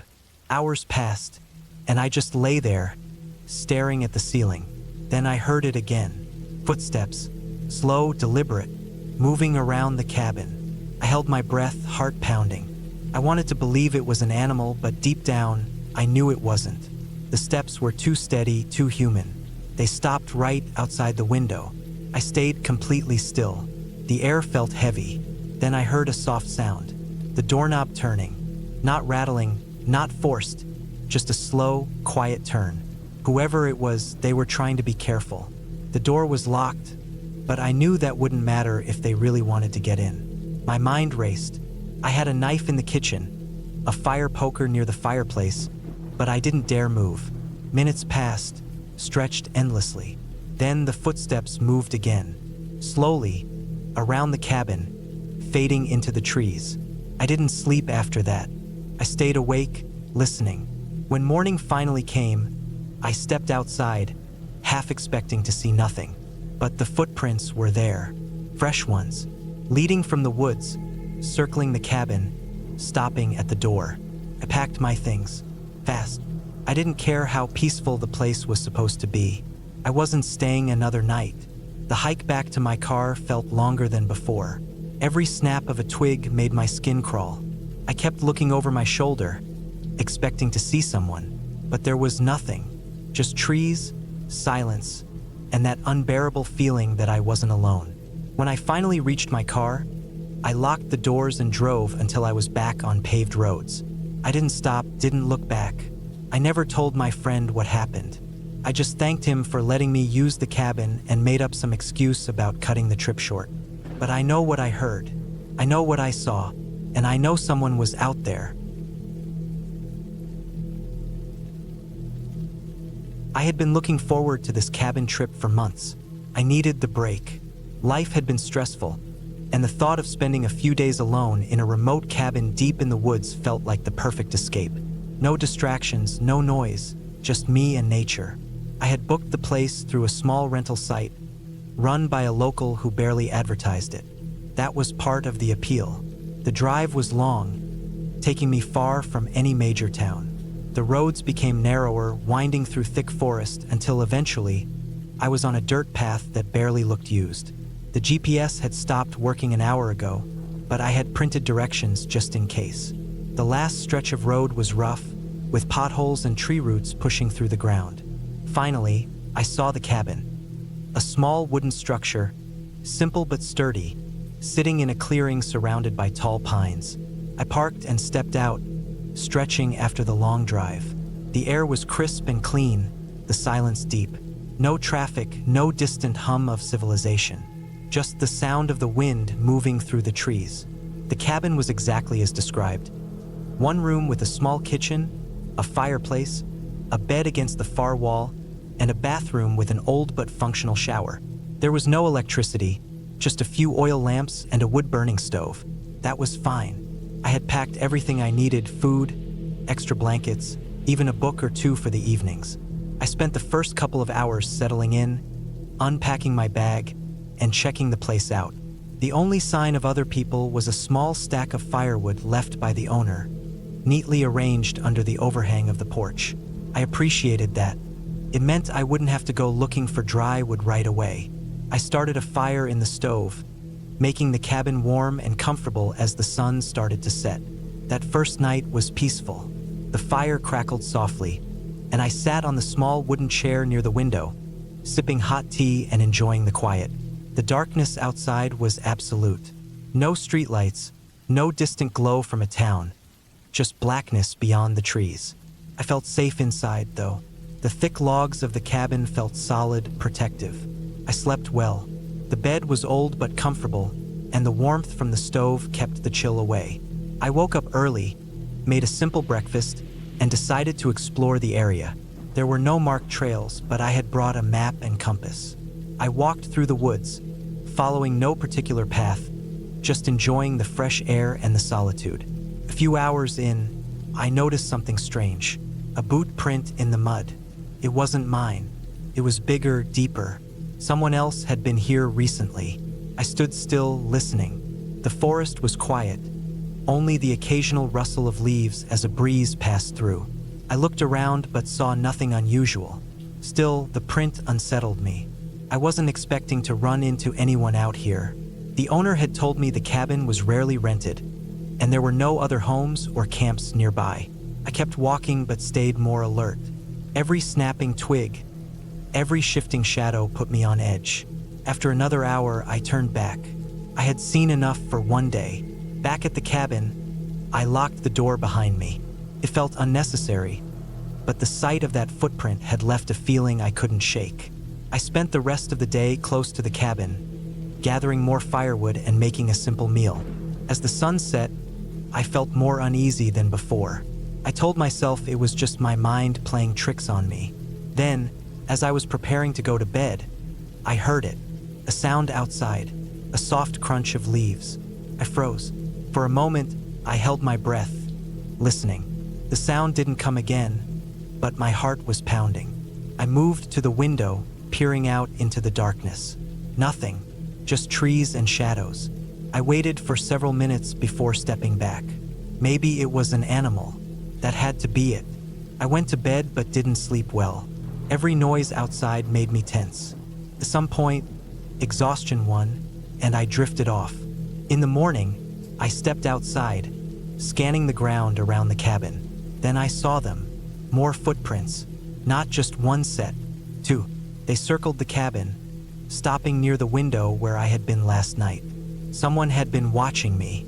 I felt sick. This wasn't just some lost hiker. Someone had come close. Someone had stood outside my cabin while I slept.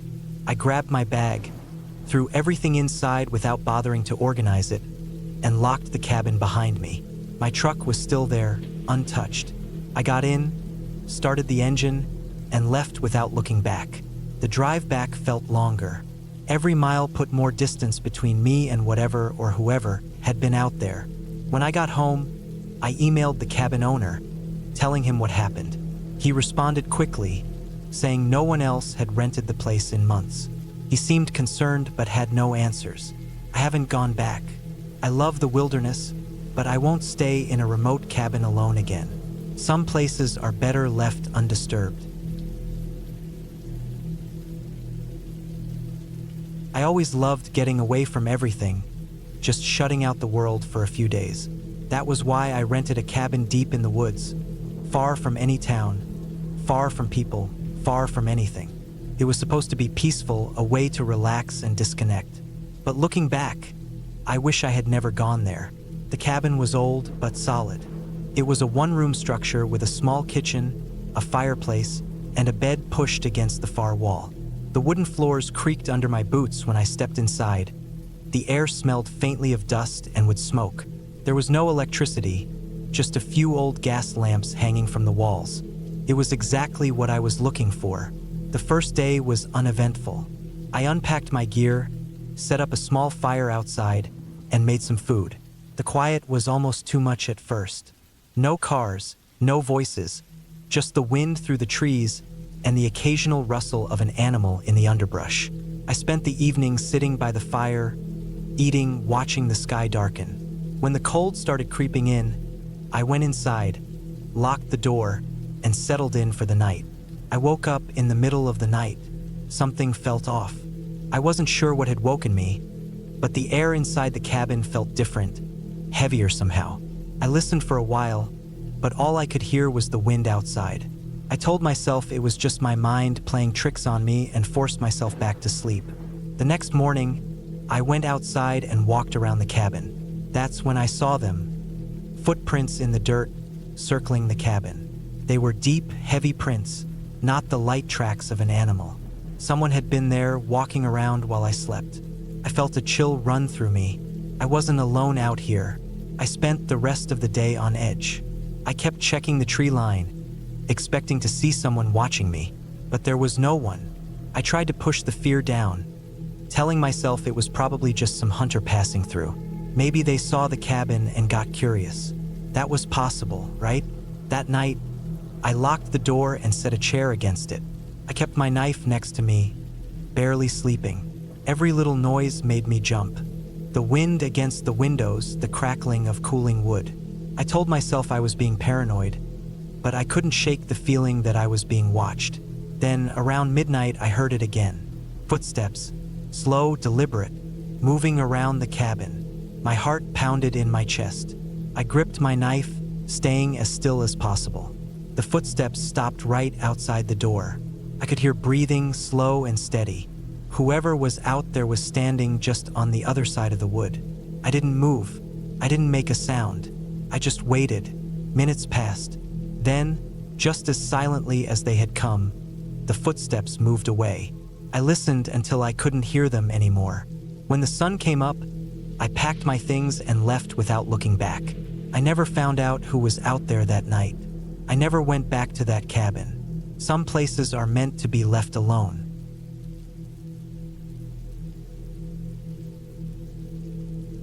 I decided to rent a cabin deep in the woods for a weekend. I needed time away from everything. Work, people, the constant noise of the city. The thought of being completely alone in nature with no distractions sounded perfect. I found a place online, an old but well-maintained cabin that was far from any town, surrounded by nothing but forest. It had no Wi-Fi, no TV, and barely any cell service. That was exactly what I wanted. Just me, the woods, and some peace and quiet. The drive out was long. The roads got narrower the further I went, turning from paved to gravel, then finally to dirt. The last stretch had no signs, just a winding path through thick trees. I followed the directions carefully and eventually spotted the cabin, sitting alone at the end of the trail. It was small, with a slanted roof and a wraparound porch. The wood was dark and weathered, but everything looked sturdy. I parked my car next to the cabin and grabbed my bags. The air smelled fresh the way only deep woods can. Everything was still and quiet. Too quiet. No birds. No wind through the trees. Just an eerie silence. I brushed it off and unlocked the door, stepping inside. The place was simple, one main room with a fireplace, a small kitchen, and a bedroom in the back. There was an old wooden table with 2 chairs, a dusty bookshelf, and a single couch facing the fireplace. The windows were small, and the only light came from the dim bulbs powered by a generator. It wasn't fancy, but it was exactly what I had wanted. I set my bags down and walked around, getting a feel for the place. The wooden floors creaked under my feet. The walls had old hunting photos and a few shelves with random books. The bed was small but looked comfortable enough. I checked my phone, no service. I expected that. The rental listing had warned about it. I took a deep breath and sat down on the couch, letting the silence settle in. It felt strange at first, but I told myself I would get used to it. As night fell, the cabin grew colder. I started a fire in the fireplace, using the stack of wood left by the owner. The flames flickered, casting shadows across the walls. I made a simple meal, ate by the fire, then stretched out on the couch with a book. The stillness of the place was almost soothing now. No emails, no traffic noise, just the crackling fire and the occasional creak of the old wood. Then I heard something outside, a faint rustling, like footsteps in the leaves. I sat up, listening. The fire popped, but beyond that, everything was still. I shook my head and went back to my book, convincing myself it was an animal, probably a deer or a raccoon. But the uneasy feeling stayed with me. When I went to bed, I made sure the door was locked, though I doubted anyone was out there. Who would be this deep in the woods? I woke up in the middle of the night. Something had pulled me from sleep, but I didn't know what. The fire had burned low, and the room was dim. I listened, holding my breath. Then I heard it, a soft scraping sound against the cabin wall. It was slow, deliberate. My skin prickled. I reached for my flashlight and pointed it at the window, but the glass reflected nothing but the faint glow of the embers. I waited, listening. The sound stopped. I stayed awake for a long time, staring at the ceiling. Eventually, exhaustion won, and I drifted back to sleep. Morning came, and I felt silly for being so on edge. I stepped outside with my coffee, taking in the fresh air. The ground was damp from the night's dew. Then I saw something that made my stomach drop. Footprints, fresh ones, leading from the trees to the side of the cabin. They weren't mine. I looked around, scanning the tree line. Nothing moved. The footprints didn't go all the way around the cabin. They stopped near the bedroom window. My chest tightened. Someone had been outside while I was sleeping, close enough to touch the walls. I looked back at the footprints, trying to judge their size. They were normal, too normal. Not boots, not hiking shoes. Just regular footprints, like someone had been walking barefoot. I went back inside and locked the door. My thoughts raced. Who would be out here? There were no other cabins nearby, no roads leading anywhere past mine. I checked my phone again. Still no service. I thought about leaving, but I had paid for the full weekend, and it seemed ridiculous to run just because of some footprints. Maybe some local had wandered by. Maybe it was a prank. I forced myself to push the fear away. The rest of the day was quiet. I stayed near the cabin, not wanting to go too deep into the woods. As the sun started to set, I double-checked all the locks and made sure the fire was big enough to last a while. I sat on the couch, listening. Nothing. The forest was silent again. Then, just as I was about to relax, I heard it. Tap. Light, almost hesitant, against the window. My stomach twisted. I turned my head slowly, my breath caught in my throat. The window was small, the glass slightly fogged from the cold air inside. I couldn't see anything out there. Another tap. My hands gripped the armrest of the couch. I didn't move. The tapping stopped. I stayed awake all night. I didn't sleep, didn't even close my eyes for more than a few minutes at a time. Every creak of the wood, every shift of the fire made me jump. When the first light of morning came, I had already made up my mind. I packed my things in record time, barely even stopping to eat.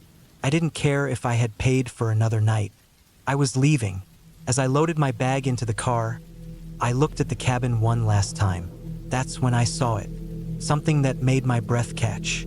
The footprints from the night before, they were gone. But there were new ones, fresh ones, leading from the cabin back into the woods. Someone had been watching me. I didn't stay to find out who. I got in my car and drove, not looking back. The road seemed longer this time, the trees pressing in on either side. I didn't stop until I was miles away. Even then, my hands were shaking on the wheel. I don't know who was out there or what they wanted, but I do know one thing: I won't ever go back to that cabin again.